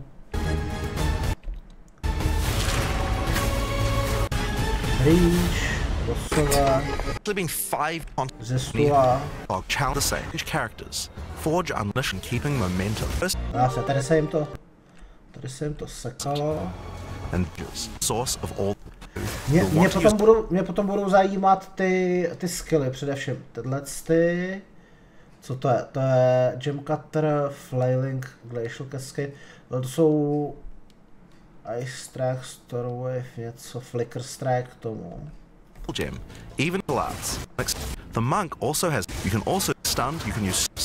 Zajímá mě ten ranger. Armor at any time. Taking it apart with for even more damage from the stun nearby enemies that stand on. Agile as well. In PoE 2 you can shoot while moving. Combined with all the skills the ranger has that allow you to jump around, you will have a lot of mobility in combat. bow skills. Tak. Je to tady. Takže kategorie 1, kategorie 3, kategorie 5, 7, 9, 11. Co to znamená level? To znamená jako váš level, takže teoreticky budu moct mít od levelu 11. Že by to byla postava level 11. Že už můžu mít tornado shot, anebo budou nějaký... Možná, že budou nějaký levely těch gemů. Takže teoreticky ve chvíli, kdy nějaká základní věc, to je Lightning Arrow třeba, který můžete mít úplně od začátku hry, tak kdy vám vylevluje na 11, což bude plácnu. Když vy budete na levelu 40, tak budete mít gem na 11. Takže teoreticky na vašem levelu 40 byste mohli najít nějaký gem level 11. A to může být tornado shot. Jako, je to úplně jasný. Takže jak já budu hrát? Poison Burst Arrow, to nevím, to by mohl být Caustic Arrow, Stormcaller, Vine Arrow, Barrage, Toxic Growth, Electrocuting Arrow, Sniper's Mark, jo, to je zvláštní, že marky jsou takhle mezi jinak útokama. Rain of Arrows, to je relativně za dlouho, a potom hned Tornado Shot. A tenhle vykřičník to asi znamená, že to ještě v tuhletu chvíli není dostupný. A tady mi to říká, že něco můžu vylevelovat, jasně, protože něco už mám na 10, něco ještě nemám na 10, takže to můžu vylevelovat. Důležité je, že existuje Tornado Shot, existuje Dead Eye, existuje Tailwind, existují Endless Munitions. Trošičku se bojím toho ascendování, ale asi tohle bude tak, že zahraju poprvé ultimátum, zahraju po druhý ultimátum a ono to jak půjde. Jako ani mě nenapadne, že bych hrál Sanctum. Fakt, si radši zahraju Labyrint z Path of Exile 1 než Sanctum. Have a variety of lightning, poison, ice and physical attacks. Lightning attacks bounce around between targets. You can also stick lightning že by lightning skilly automaticky chainovaly? arrows in the ground which explode when hit by the bouncers, or electrocute enemies to take them out of combat. Ice attacks allow you to slow and freeze enemies to keep them away from you. Using poison, not only can you slowly damage your enemies from afar, but also grow some interesting plants. With 21 bow skills and all the mobility and combo tools the ranger has, you can take advantage of every situation. By endgame, you'll be creating hundreds of arrows, be they falling from the sky, bouncing around between enemies, or spraying out of tornadoes. Jako velký chaos. You might have every situation. By endgame, you'll be creating hundreds of arrows, be they falling from the sky. Tady, jo, je tady tornádo, vidíte to? To je na dvojitým Včku, vodu myší. Třeba to není vidět, ale je tam tornádo shot. Není barevný, je takový do žlutá. Ale vidí, tadyhle zde vidět, v této oblasti, vidíte moji myš, vidíte, tak tady zde vidět to tornádko. Vidíte tam ty tornáda? Takže vypadá to, že tornádo shot bude dělat něco trošku jiného. Using poison, not only can you slowly damage your enemies from afar, but also grow some interesting plants. With 21 bow skills and all the mobility and combo tools the ranger has, you can take advantage of every situation. By endgame, you'll be creating hundreds of arrows. Tady nevidím tornáda. Teď se mi zdá, že tady vidím ty tornáda. Takže možná, že tornádo šut bude dělat trošku něco jiného, jo? Protože to nevypadá, že by byl útok, který by normálně útočil. Spíš to vypadá, jestli to náhodou nebude podobný současnému tornádo skillu. Který tam sedí a vy do něj střílíte možná. Lítá to něco? Podle mě ne, no. Podle mě sice se to jmenuje Tornado Shot, ale nezdá se mi, že by z toho lítali projektily. You might have noticed in the bottom left of the screen that the flask slots look a little different. In PoE 2 důležité věci jsou tady 2 flask sloty, potom jsou tady nějaký čarmy. U těch čarmů tam říkali něco jako, že když upgradenete pásek, tak odemknete víc a víc čarmů. Takže pravděpodobně začínáte, nevím, buď s 0 nebo s 1. Na levelu 40 pásků dostanete druhý a na levelu 60 pásků dostanete třetí. Asi něco takového. You have one dedicated life flask slot and one mana flask slot. Flasks gain charges as you kill enemies, and typically allow you to heal 6 or 7 times if they're full. But that's not the only thing you can use charges for. Charms are a new item type that will automatically... Charmy. Takže charmy jsou tohleto, 1, 2, 3, zatím mám jenom jeden. Safírový charm. Last 4 seconds consumes polovinu tohle, má 0 chargeů. Resisty. Used when you take cold damage. Automatically defend you from very. Neboli vůbec nebudou utility flašky. A místo utility flašek tady budou takovýhle nějaký automaticky triggerované věci. To je nerv. A fakt nevím proč. Proč je všecko to vybavení takhle šedý? Proč to není nějaký hodně barevný? Various debuffs or damage types. Having trouble.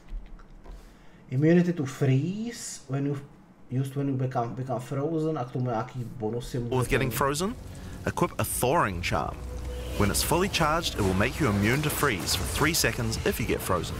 Prostě odstraňuje flašky ze hry. Just kill more monsters. Počkat, tam byl nějaký plus 1 charm. Thawing charm. When it's fully charged, it will make you immune to freeze for 3 seconds if you get frozen. To recharge them, just kill more monsters. Plus 1 charm slot, takže to vypadá, že na pásku bude moct být prefix, suffix, něco takového. Vypadá to, že asi spíš prefix, ale taky to může být suffix, který bude mít plus 1 nebo plus 2 charm sloty, takže to bude trošku podobný, jako v současnosti mají třeba ancestringy. You can gain more slots for charms by upgrading your belt. The mercenary wields a crossbow that can be loaded with Mě potom zajímají ty... Allocate which minions are... To je v pohodě, ale mě potom zajímá, jak mluvit o těch ascendencích, to vydávali. To mě nezajímá. There's the attributes. For example, a poison ranger might want to try out using occult curses to increase her... For example, support gemy, jasný. Around your section of the... There are over 1,500 nodes on there. 1500 nodů. Přemýšlím, kolik má současný Path of Exile skill tree.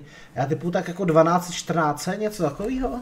Takže podobná Now a lot of people open the tree and can get a little intimidated at first, but try not to be scared. There are lots of options, but at its core, it's pretty simple. Each level you get 1 point to put into the tree. Each class starts at a different location, but they all share.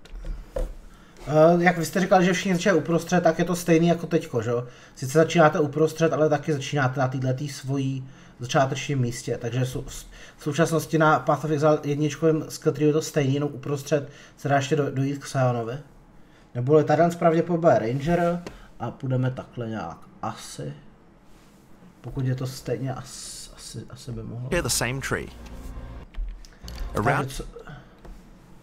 Co tady vidíme? Attack your section of the tree, you'll find relevant bonuses for your character.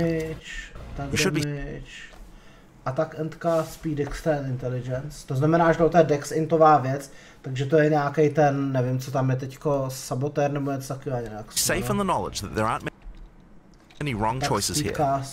Almost all the starting nodes will be useful for your character.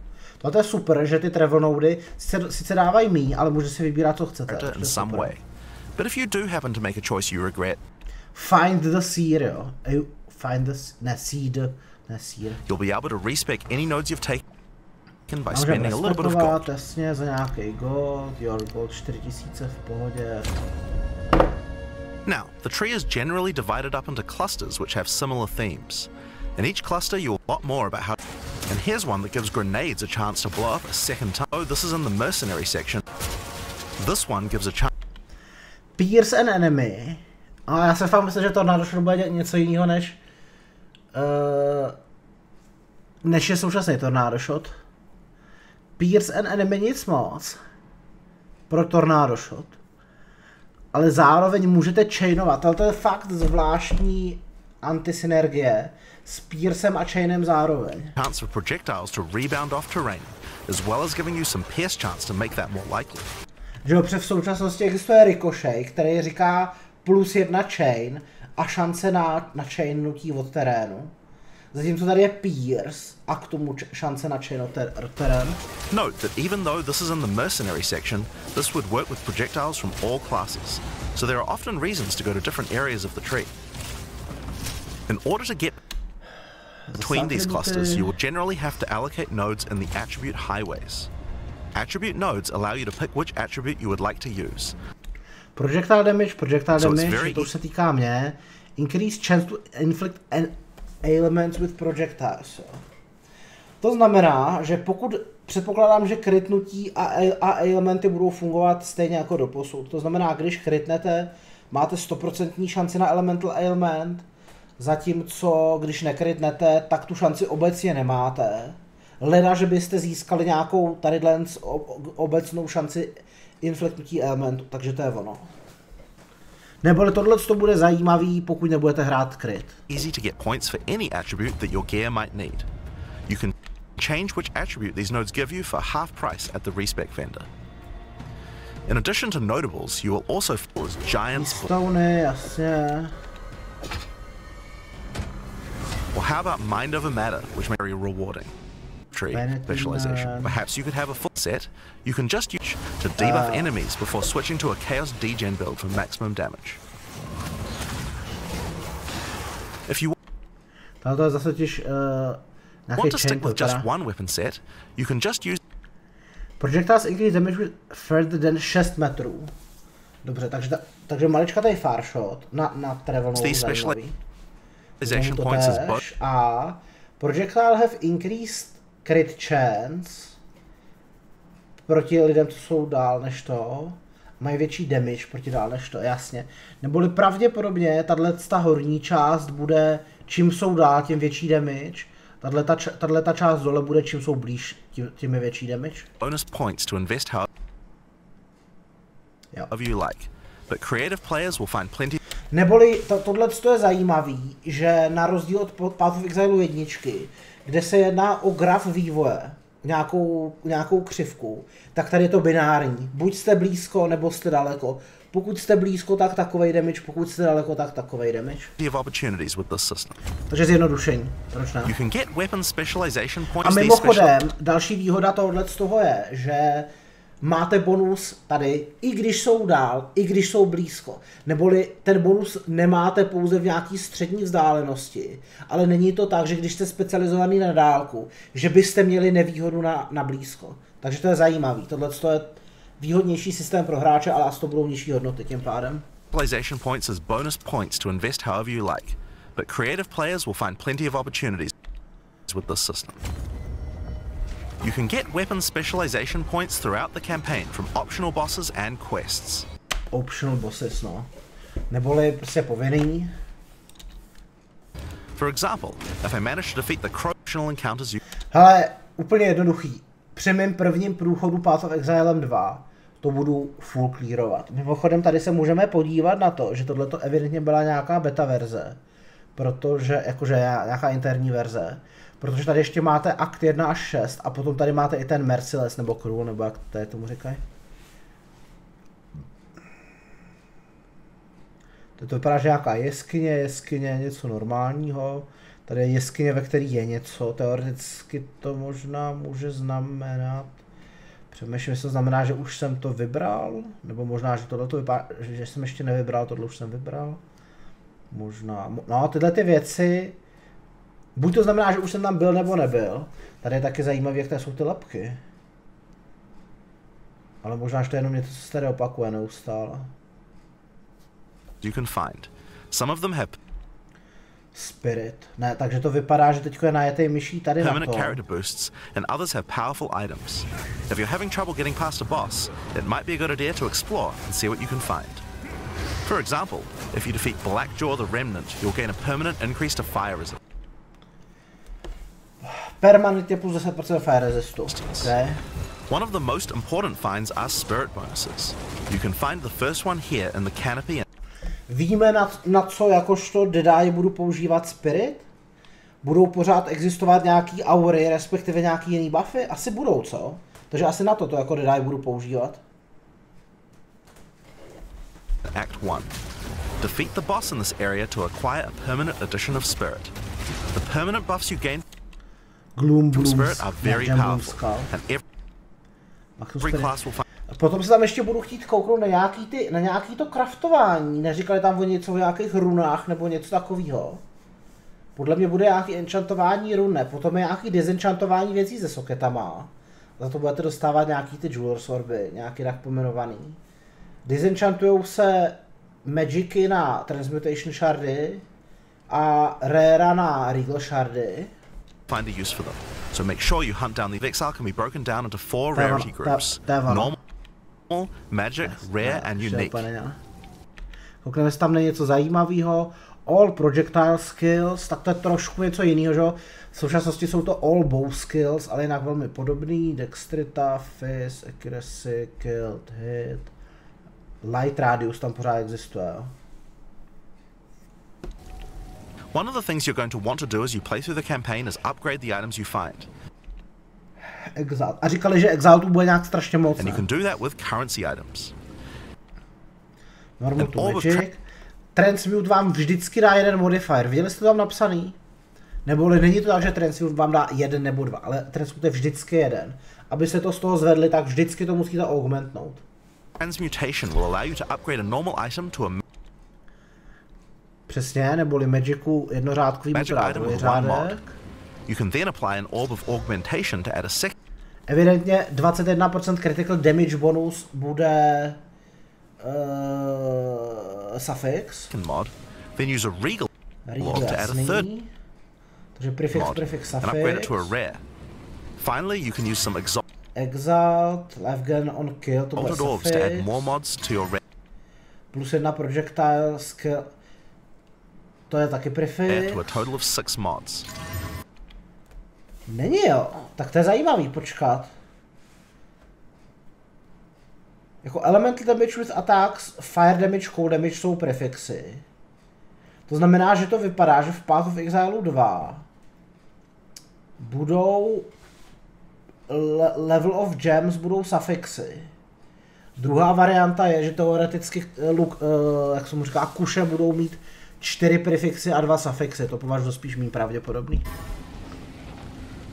One of the things we think is really important is to make these options available to use as you play. All the items that add mods are much more common than they were in Path of Exile 1, so that you can use them throughout your campaign playthrough. Takže budete dostávat Exile během příběhu. We want you to find things on the ground that can be crafted into upgrades much more frequently. As well as making the drop rates on these items much more common, you can also get them by disenchanting unwanted gear at the magic item vendor. If you disenchant magic items, you can build up to an orb of transmutation, and by disenchanting rares, you can build up to regal orbs. Another important area tam chaos, že jo? Vidíte to, tady je chaos orb.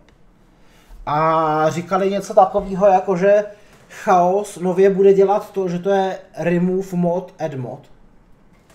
If you disenchant magic items, you can build up to an orb of transmutation, and by disenchanting rares, you can build up to regal orbs. Another important area of crafting items in PoE 2 is sockets. Life, mana, dexterita, fire, lightning. Some items you find will have sockets that can have Ezomite runes placed in them. Ezomite runes, to je ono. Sokety, které mají Ezomite runy. Na to se podíváme, co to je Ezomite rune. To nejsou ty, ne, skill gemy. Add more mods to the item. If I insert this glacial rune into my helmet, it will give extra cold resistance. A je to implicit. Jaký je rozdíl mezi tímhle soketem a soketem, do kterého se dávají skill gemy? Možná, že ty skill gemy, ty sokety vůbec nebudou vidět na těch předmětech. A bude to jenom, když máčkete nějaký S, nebo já nevím, co bude tlačítko pro sokety. S to asi nebude, když VS a D je pohyb, ale tak, no. To znamená, takže nebude asi crafting bench, a místo crafting benche budete mít tyhle runy. A je zajímavý, že tady jsou weapons, takže jsou to útočné zbraně. Těm to dává flat damage, anebo na zbroje to dává resisty. To je trošku podobný, jako doposud byly esence. Is a great way to solve problems that you have with your build, like resistances or damage. If you find socketed items that you don't have a use for, you can take them to the salvage bench in town to work towards an artificer's orb. This will allow you to add sockets to your existing. Add a socket to a martial weapon or armor.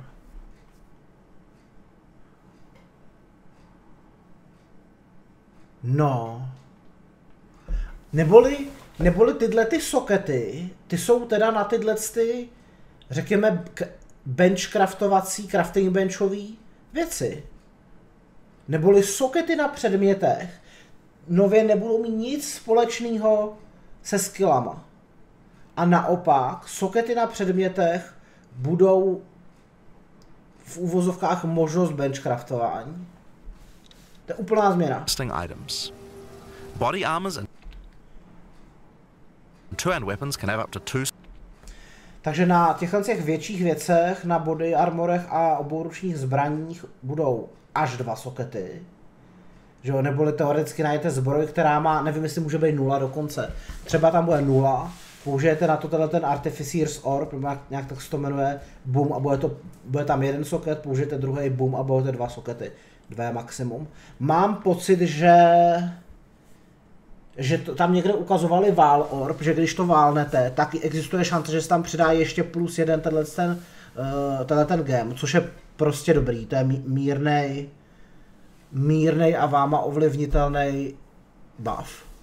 Sockets, while the rest of your armor and one-hand weapons can only have 1 socket. You can also salvage items with že to je úplná novinka, tyhle ty craftovací sokety, že o tom do teďka ani jednou neřekli. Runy z Diabla. To create items like armor scraps or whetstones. Neznám, ale... These will allow you to increase the quality of your items for an up to 20% boost. Blacksmith whetstone. If you don't want to disenchant or salvage your items, you can always sell them for gold. Za gold? A nebo si můžeme kupovat konkrétní věci za gold. To je věc, která v normálním Path of Exile ještě nebyla, že? Byla nějaká, tuším nějaká testovací liga, kde obchodníci všecko měli za gold, ale jinak to nikdy nebylo, ne? Neboli nově si skutečně budete moct koupit, prostě vůbec se nebude obchodovat za ty věci, za transmutation shardy a tak dále, za transmutation orby. A nově se prostě bude obchodovat za gold. Rozhodně pro začátečníka zjednodušení. Všechno vybavení je hrozně hnědošedý. Gold can be used to buy items from vendors, and we've tried to do a lot to make sure that the items they have for sale are actually useful. Every time you level up, they get more stock, so make sure to check back often. Other vendors offer a gamble. Pay a flat amount of gold and you'll get a random item of a specific type. This could be a great way to improve your gear, if you're lucky. Gold is also used to respec your passive skills. Take a amount of gold and you'll get a random item of a specific type. This could be a great way to improve your gear, if you're lucky. Gold is Identify items, zajímavý. Also used to respec your passive skills. Take advantage. A taky je zajímavý, že Hooded One máte tady v nějakém městě. Protože toho teda asi někdy potkáte, nevím jestli v aktu 1 asi. A nebudete ho mít ze začátku. Tím pádem Hooded One asi nebude úplně negativní postava. Jestliže ho někdy v budoucích aktech budete mít ve městě. Co je mezi flaškama v inventáři, kouknem. Jo, to jsou čarmy, na to už jsme se koukali, tohleto. Vůbec nebudou existovat utility flašky a místo toho budou čarmy, které budou automaticky triggerovaný takový nějaký odolnosti. Zjednodušeně řečeno, jsou to velmi nerfnutý flašky, velmi nerfnutý. Amount of gold and you'll get a random your tree and rework it as required. The other thing you might want to use gold for is the currency exchange. This allows you to jak fungují uniky, známe. Take a look at what each character class. Zajímá mě dodaj. To the tree, he literally has the her lawbringer corpses every day. You're in a be a dead with surprising strength. You can take advantage. Tenhle ten Hans with crushing impacts. Every hit becomes a crushing blow. Ten je hodně dobrý. Ten je hodně dobrý, ten plamenometník. With surprising strength, you can take advantage of stunned enemies to deal 40% more damage. As a ranger, you might choose to be a Deadeye, an expert markswoman who can take down foes with style.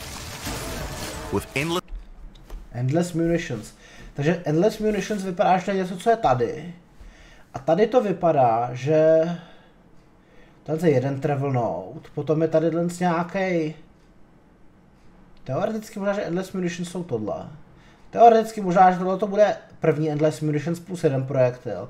A teoreticky tam to může být plus 2 projektily. Takže teoreticky budeme mít přístup k více projektilům, ale za víc těch noudů. Nevím, jestli náhodou neříkali, že celkově v Path of Exile 2 budou třeba jenom 3 ascendancy. Tyhle ty ascendancy pointy, ty notably. Plus je, to je totiž fakt, vypadá, že možná, že to je jenom tohle. Munitions, every attack gains an extra projectile. With Gathering Winds, she gains a markswoman who can take down foes with style. With endless ne, vypadá to, že to je ten konec, bohužel. Je to rozsvícený až na konec. Munitions, every attack gains an extra projectile. With Gathering Winds je tady. Gain Tailwind on skill use. Lose all Tailwind when hit. Aha. Takže teďko je otázka, jestli Tailwind je totéž, co bylo v Path of Exile 1 nebo ne. Protože tohle to bylo trošku něco jiného. Nicméně to je v pohodě. Gain Tailwind.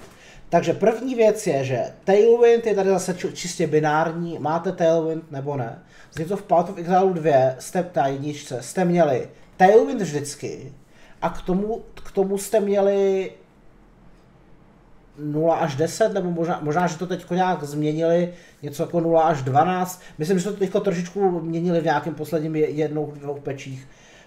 Mohli jste mít ten Tailwind naškálovaný podle toho, kolik jste udělali akcí, takže tohle je jinak. Takže tohle je Don't Get Hit.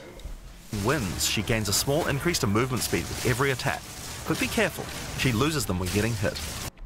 Aha, takže říkají, že Tailwind je movement speed. Takže možná, že Tailwind nebude dávat action speed, ale pouze movement speed, to je jedna věc.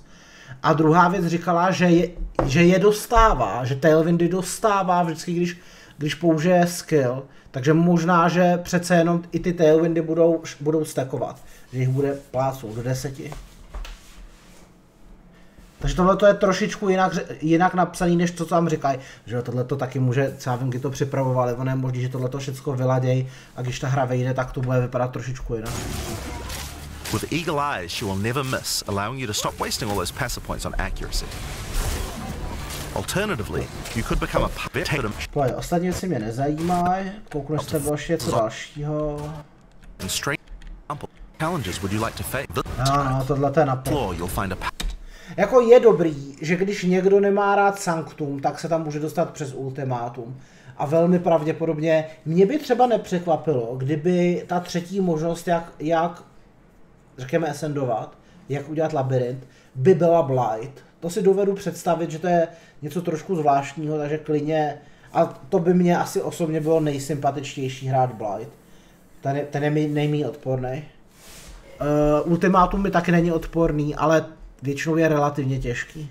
Powerful boss, which will truly silver or gold. Many more Jasně, rewards přeskočíme. Jdeme ascendnout. No a teda věc, který se trošku bojím, je ta, že možná Julie budeme schopni získávat pouze z toho Sancta.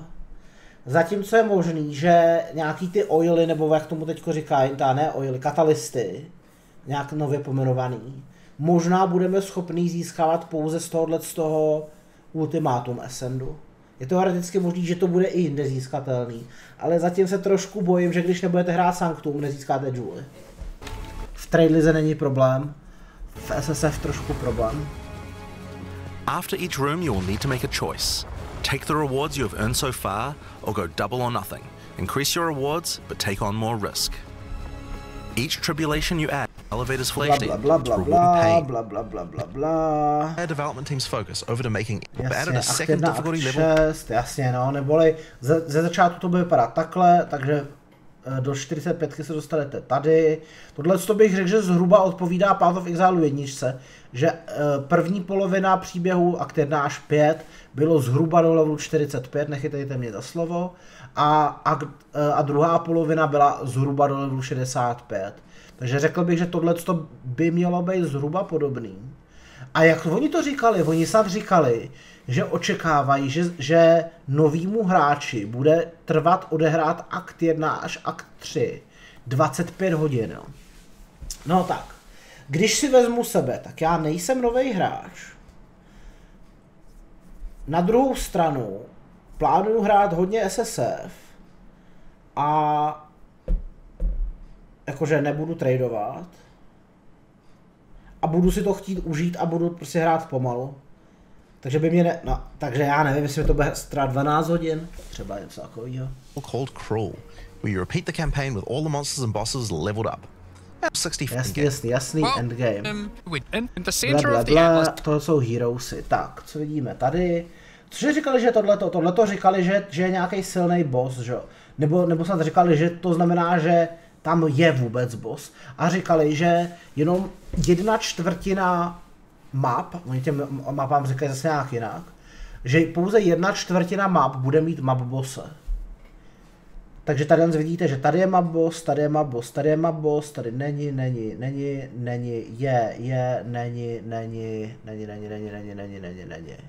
Takže to vypadá, že asi mluvili pravdu. Taky říkali, že abyste clearnuli oblast, tak musíte porazit všechny unique a rare nepřátelé. Myslím si, že zatím nám vůbec neříkali o Rogue Exilech. You will find the ziggurat, a temple in which the Val research the fundamental need waste they've already completed. Each waystone has a tier which will determine the level of the monster. Takže waystony jsou That you mapy. will face. To go to an area, Waystone tier simply 1. click one that is Je to adjacent to an area craftovatelný. that you have already completed. Insert the waystone and click Traverse. Portals will open, allowing you and your party to travel to the area you have selected. All the areas in the endgame feel distinct from the locations in the campaign. There are In order to cleanse the corruption from the area, you will need to defeat all the powerful rare and unique enemies in it. Once you have done that, the area will be marked as completed and Steaming Springs Map, hele, a takže tady tomu neříkají Waystone, nebo jak to říkali, tady tomu říkají prostě map. Zase, tohle co může znamenat, že to nahrávali před měsícem, kdy se to ještě jmenovalo mapy, a teď to přeměnovali. Expert Guarded Helm, Advanced Crest Shield. Jo, to asi znamená, že to je identifikovaný. Protože Advanced a Expert, to je zvláštní, ne? Co to znamená, tyjo, Advanced a Expert? To teda nevím. Lesser Jeweler's Orb. Jo, a Jeweler's Orby pořád budou existovat. Ale to říkali, že ty budou na active skill gemech jim rolovat, kolik to má support gemů. Kolik to může být support gemů. and you will be able to travel past it to progress deeper into the world. Uncut If you skill, die, že? then the map can no longer be run, and you will have to find another way around to get to the areas behind it.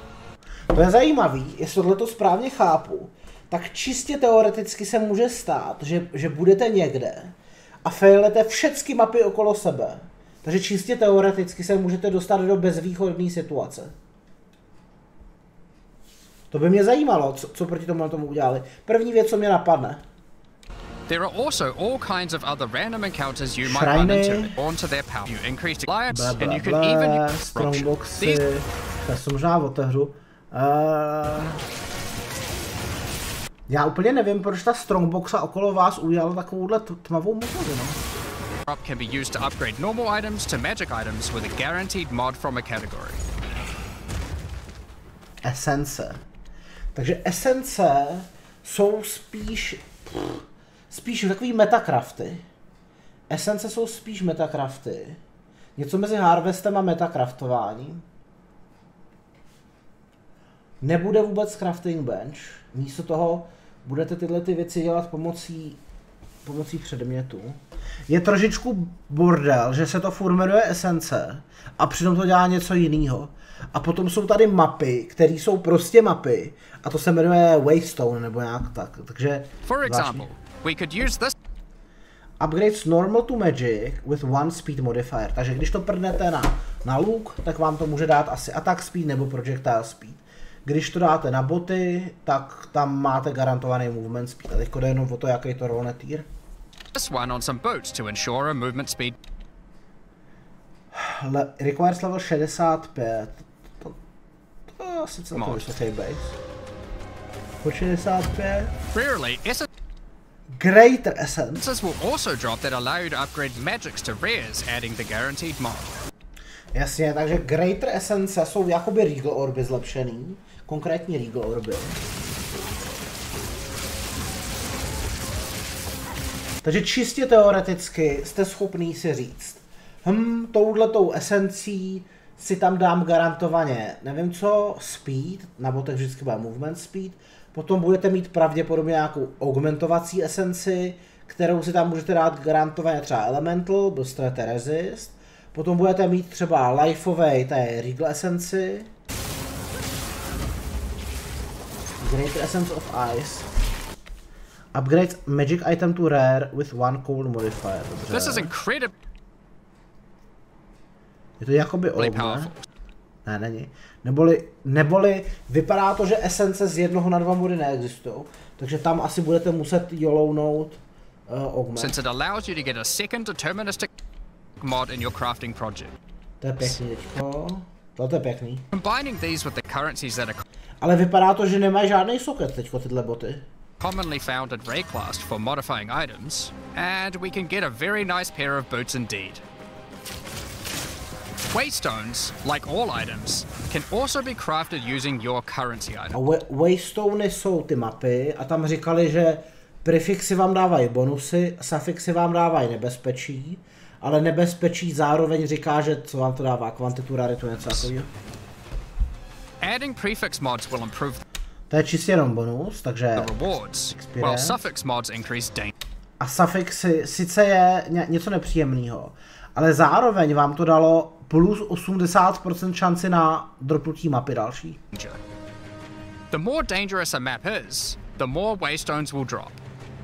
Adding mods 320% šanci na mapu. Packs with mirrored red monsters je výhoda. Experience gain dobrý, pack size dobrý, ale nevýhoda enfeeble, nevýhoda weakness, nevýhoda flash charge. Věci, které já tady pozoruju, jsou všechny prefixy jsou vepředu, všechny suffixy jsou vzadu. Aspoň na první pohled tak vypadá, což je možná pro standardního člověka absurdní, že se nad tím pozastavují, ale v současnosti to takhle nefunguje.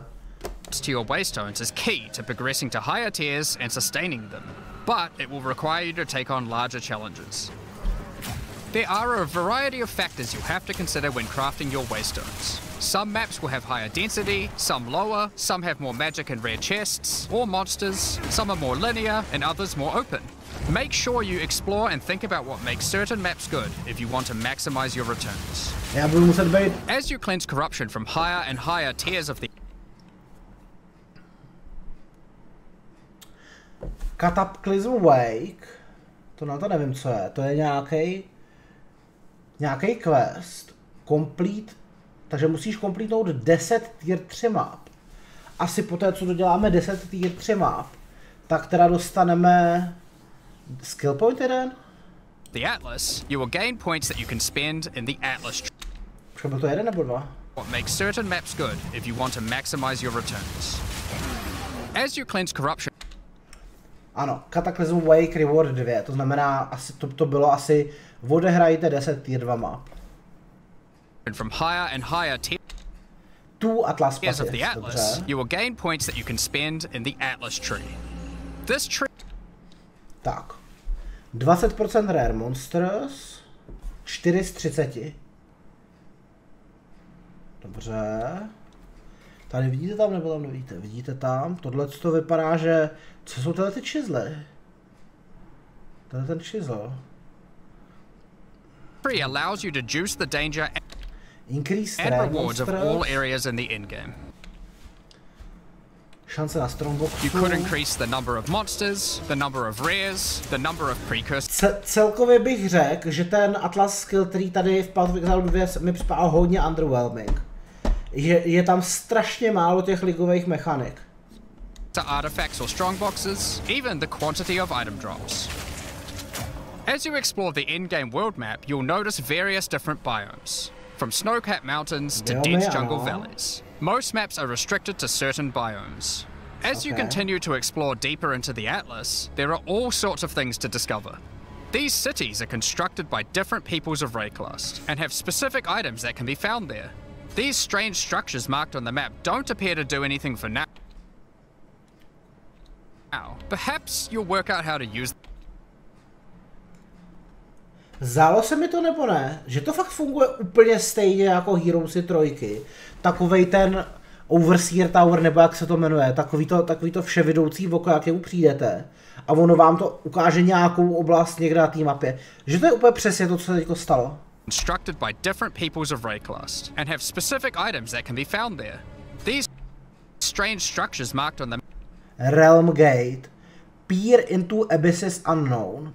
Co to znamená? Koukněte se do neznámých hlubin, něco takového. Což teoreticky znamená, kouknu se na mapě někam, kde to neznám. A teoreticky se třeba zjistím, tam je, co já vím, tam je sídlo nějakého abysslicha. Tak to chci, takže tím pádem budu vědět, tak já na této mapě, na tom atlasu, chci jít teďko doprava, protože vím, že tam má sídlo lich a když ho porazím, mám šanci na zajímavý loot. Tohle je extrémně Heroesy 3. The map don't appear to do anything for now. Perhaps you'll work out how to use them later. Reliquary Vault. Ancient Treasures Away. To je totálně Heroesy 3. You might find unique maps like Untainted Paradise. In Undisturbed Ocean, you can find special areas that would make a good spot to set up camp. Clear these areas of their hostile inhabitants, and you'll be able to claim them as your own. Počítaj to, jo takhle, ten map device. Limestone hideout. You can decorate your hideout as you see fit and invite clear the monsters from various the area. NPCs to join you there to create your own personal base of operations. A great tool for exploration are towers. These mysterious precursor constructs are dotted around the atlas. Completing the tower. Jasně, tohle je ten... Ta citadela, do které můžete soketovat watchstony. Lidi, co nehráli před 4-5 lety, tak teď nevěděli, co říkám. Large area around it, allowing you to scout out your next challenge. There are lots of things to find, so keep looking. To bylo pouze rozhledna. Some sections of your atlas are influenced by corruption. This adds extra modifiers. Jasně, a corruption to znamená, že tam je scorch, jak se tomu říká teďko, biome. To the maps in the region, increasing difficulty and rewards. Here, slaying monsters in close proximity to each other will cause the vestiges of corruption within them to merge together, forming powerful and grotesque abominations. You may have noticed while looking at the atlas that some of the areas have these icons above them. The icon indicates that the area contains some kind of special encounter. This icon indicates that the area is while looking... Vypadá to, že zelený věci jsou... To je zajímavý, tohleto. Protože tohleto, kde je ta linka, bych řekl, že téměř jistě znamená, že tam už jsem prošel. A je to zároveň zelený. Nicméně nevím úplně, proč tohleto je taky zelený. Tohleto se ještě dovedu představit, že je zelený, protože to je připojený k něčemu, kde už jsem byl. Ale zároveň toto je zelený, ještě tam nemůžu. Takže vypadá to, že ty trošku modré linky jsou to, kam můžu jít, že? Protože tady odsud, takže modrá linka je to, kam můžu jít. Ale jaký je teda potom rozdíl mezi zeleným, modrým, tady s tím, to budou asi ty biomy, co? Že zelený budou nějaký travnatý biomy, modrý budou nějaký vodní biomy, tady okroví budou nějaký písečný biomy, asi tak to vypadá. At the atlas that some of the areas have these icons above them. The icon indicates that the area contains some kind of special encounter. This icon indicates that the area has a powerful boss. Because only 1 in 4 maps contain a map boss, we are able to make them very powerful and very rewarding. These bosses come from the camp. Já mimochodem tady napravo nahoře vidíte damage. But have had their difficulty increased with changes to AI and some of their abilities. Že mají zlepšenou umělou inteligenci. Tyhle ty bossové v mapách. Worth noting that because you can see where the bosses are, you can choose to take them on or avoid them. If you do choose to hunt bosses, areas with my bosses contain an additional shrine. Then you will be rewarded with special points for the boss hunt. +1 level of areas with map bosses. Co to znamená? Na co mi je plus level? Jako kvůli item levelu na předmětech, na mody? Teoreticky to možná znamená, že tam budu dostávat vyšší tier map. Section of the Atlas skill tree. The points here will allow you to specialize in boss killing, giving you much greater rewards for defeating them. to bylo zajímavý, tam ten, já jsem tady koukal ten damage a v nějakou chvíli to kleslo. Že by to znamenalo, že něco For each vyregenerovalo? different type of content in the endgame, we are adding specialized trees in order to make it so you don't feel the need to respec your points when you change between different... Jo, tady taky, když se podíváte, tak ten základní skill tree je rozdělený na věci, co se vyskytují v mapách, bych řekl. Tohle to jsou věci, které budou ovlivňovat map dropy. Tohle to vypadá jak alva. Tohle to vypadá jak alva, ale teda nevím, jestli to bude alva. Tohle je taková ta typická kvantita. No, ale tyhle ty věci to byly taky nějaký rare monstři, ne? Rare monstři, tady někde byly nějaký z toho shriny nebo types of content. We will be showing you 7 of these by the end of this presentation, so there is still a lot more to come. For peers that create precursor tower. Lost Towers. To je to, co vám jednak udělá rozhlednu, že jo? No a vidíte tady ten okruh, vidíte tady tohleto? To je stejný, jako právě byly ty poloměry dřívá věc. To už je hodně dávno, to je ještě na Shaper Atlase. To skončilo v roce 2019. Tak to bylo, tyhle ty poloměry určovaly, když jste dali sextant na nějakou mapu, tak to ovlivnilo mapy v dané oblasti. Takže tohle je přesně ono, že jo? Tohle to říká, že když na to dáte nějaký toho v uvozovkách skaraba, nějakou tu tabulku s breachí, tak ono to vojede, já nevím, co to říkalo, třeba 25% šance, že to daným mapám dá na sebe breach, že tam přibude zároveň breach encounter. To add more encounters to the atlas. Breaches will drop breach tablets. Clicking on a completed tower will allow you to consume the tablet to add more breaches to areas within. Počkej se kouknu, jestli třeba tady byly breache nebo ne. Jo, hele, tady to třeba, vidíte, tady nejsou teďko breache. To add more encounters to the atlas. Breaches will drop breach tablets. Clicking on a completed tower will allow you to consume the tablet to add breach navíc. More breaches to areas within range of the tower. This makes all the content Ultimate Mana Flask. Jako Ultimate Mana Flask by měla znamenat ta úplně nejvyšší kategorie. Advanced Sweated Cap. Co znamená tyhle ty Advanced a Expert?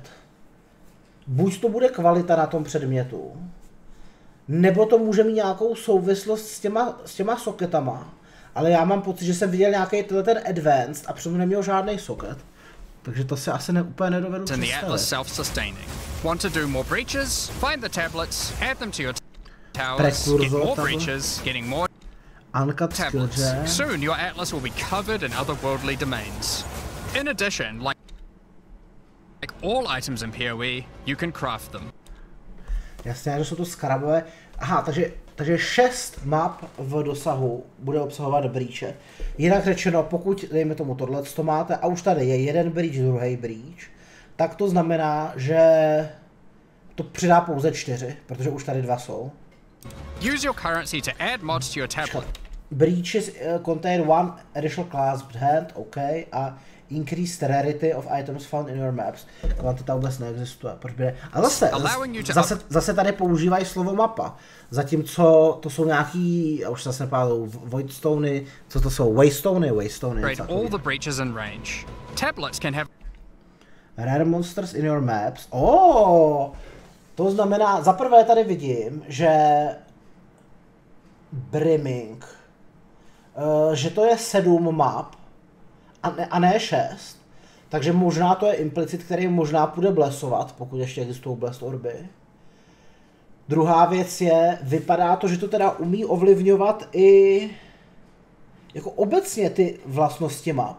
Protože tady to jenom říká, že je víc rare monstrů v mapách, ale neříká to nic o tom, že to je rare breach monstrů. Takže to by mohly být prostě skarabové, který buffují ty mapy obecně. These mods do things Increase experience gain, contain tohleto, 6. like adding extra rare monsters, extra clasped Monster density, a to třeba ovlivňuje ty breache a hands, or even monster density of breaches, allowing you to... Zajímavý, fakt tohle je strašně podobný Watchstoneu. Watchstone mě bavily, ale byl permanent. Keep them open longer. Often you will find Tohle to se bude spotřebovávat. To druhé, díky za 82 měsíců. To bude už skoro 7 let, ne? To nedokážu spočítat 72, takže nějakých 84 to bude 7 let. multiple towers near to each other with overlapping areas of effect. This can allow you to really juice the mechanic by stacking the mods from multiple tablets. No, takže tohleto skutečně jsou sextanty. To jsou sextanty na Watchtowerech. In your fight to hold the Breach demons at bay, you may want to use the powers of their world against them. Each in-game mechanic always has player power that can only be gained from that mechanic, and Breach is no different. In Breach you will find... Jasně, neboli každá ta mechanika má nějaký svůj bonus a zrovna Breach vám dává katalysty. Jasný. A ostatní věci si teďko nepamatuju. In addition, Breach ringy jsou najednou lepší. Breach ringy jsou zajímavý tím, že mají implicit, který sám o sobě nic nedělá, ale ve chvíli, kdy dostanete víc katalystů, tak najednou můžou být hodně specializovaný. You could create a ring with around 170 life. Breach rings can become some of the strongest rings in the game, giving you some good motivation to face the demon hordes. In addition, each unit got a single boss and adds the main bolts. The monsters you just to buy with fixes, but jo, a tohle to je taková ta hyper věc. Tady tomu říkají omeny, že jo? Ale ty omeny to jsou takový ty metakraftovací věci, typu prefixes cannot be changed. Increased charm charges gained. To znamená, že pásky se obecně chovají flaškovitě. Bad suffixes? This is active in your inventory your next orb of annulment. Aha. We remove only suffix modifiers. Annulment. To je zajímavý, takže tohle je kombinace mezi Eldritch annulmentem a metakraftováním a harvestem. Omen will help you to remove the mods you don't want while keeping the ones you do. There are a bunch more of these. Co to bylo? To asi Exile to nalevo, co? With different effects. A to vypadalo, že vám to dá dva Exalty zároveň. But we will leave them for you to discover. Now don't forget that ritual Advanced Altar Rope will also drop tablets which Ultimate Mana Flask. Advanced can be used to specialize into getting more rituals. If you want to get to the pinnacle boss of ritual, then you will probably want to use them. They can also be crafted to grant mods, making your rituals more rewarding. The pinnacle encounter of a mysterious across the area. Co dává Delíru za předmět? Jasně, Delíru teda dává oily, to jsou doslova oily tohle. Verse the increased pack size. You will repair ancient for your witch. Are special maps you the most of the atlas. You will they also have great explore. There are also other types of jsou jasně Julie, neboli v endgame Sanctu jsou Julie. Jewels that don't be to push further start the trial. If you will need to time, you can progress empty with items of the. A v endgame tohle jsou Val orby, jo. Takže Val orby asi nebudete úplně normálně získávat. Val Empire, such as Val Orbs. Val Orbs are powerful crafting items that corrupt your gear with random mysterious outcomes. Corruption prevents an item from being modified further. Takže vypadá to, že tím, že už neexistuje crafting bench a taky neexistují pravděpodobně tainted currency, tak skutečně, když něco korapnete, tak už s tím potom nehnete. So it has to be the last step of your craft, but it's also the most impactful one. For example, if you use one on your body armor, prostě dostanete implicit. It might add a new powerful enchantment, or it might re-roll up to half of its modifier. A zajímavý, neboli Val orby nebudou rerollovat všecko, ale budou rerollovat až polovinu modů. Val orbs also have the ability to add a socket. A taky můžete přidat socket, což pravděpodobně bude hypermocný. Allowing you to bypass the normal restriction of how many sockets an item can have. A body armor could get up. Jako úplně nejradši bych byl, kdyby tyhle já nevím, jak tomu říkají tady, tyhle craftovací Julie kdyby byly samotný craftovatelný, což myslím, že nejsou. Takže dostanete 25 lifeů, nějakou manu a nějaký rezisty a velmi pravděpodobně tam budete schopni dát life. To 3 sockets this way, allowing for a significant number of mods. File orbs can even modify uniques. Adding enchantments or sockets to uniques can make them incredibly powerful, but there is a good chance that you will break them as well. And blood magic to power this is of course a pinnacle boss. Had enough yet? Rounded by access to the Uber either of the loss. You can see one Iron Citadel requires Watchstone tier 79 or higher, Heart of Corruption, Bone of Steel. of them inhabiting the city, but in order to fight him, you will first need to defeat their 2 lieutenants in the adjacent zones. Be careful, if you fail against either of the lieutenants. Takže jsou to 2 guardiani, brání to 2 guardiani. Oba je musíte být schopný porazit, abyste se vůbec dostali k tomu bossovi. Or to kill the leader, they will move on, and you will need to find them again. Kill all the Uber bosses and you will gain access to the fortress. We aren't going to spoil it as we can't wait to see you guys. As that also comes with $30 a supporter packy už mě nezajímají, to jsou jenom ty věci. Asi v tuto chvíli ještě není žádná stránka k tomu. Hejte se, já jsem spokojený. Řekl bych, že máme dost informací. Určitě já se ještě podívám na ten Q&A. Pravděpodobně nevím, jestli budou přímo patch noty nebo něco takového. Takže asi bude ještě budou další informace. Pokud bude něco zásadního, tak o tom udělám video. Určitě se koukejte na Discord, vykřičník Discord v chatu, případně na YouTube to bude v popisu videa. A tam budou tyhle ty novinky taky. A pochopitelně 6.12. budu hrát Early Access a jak jsem říkal, budu to hrát hodně v klidu. Vůbec žádný spěch, nebudu si spoilovat souboje ani systémy fungování, vůbec nic. Chci k tomu přistupovat prakticky jako k nový hře. Existuje Tornado Shot, existuje Deadeye, budu hrát Tornado Shot a Deadeye. Ale podle toho, co jsem teďko viděl, se mi trošku zdá, že Tornado Shot nebude totéž, co je Tornado Shot. Aspoň takhle na první pohled, tak uvidíme. Tak jo, já jako děkuju za pozornost a uvidíme se příště. Tak zatím, přijďte se podívat na Twitch TV /Jan Prušák, tam budu streamovat. Tak zatím.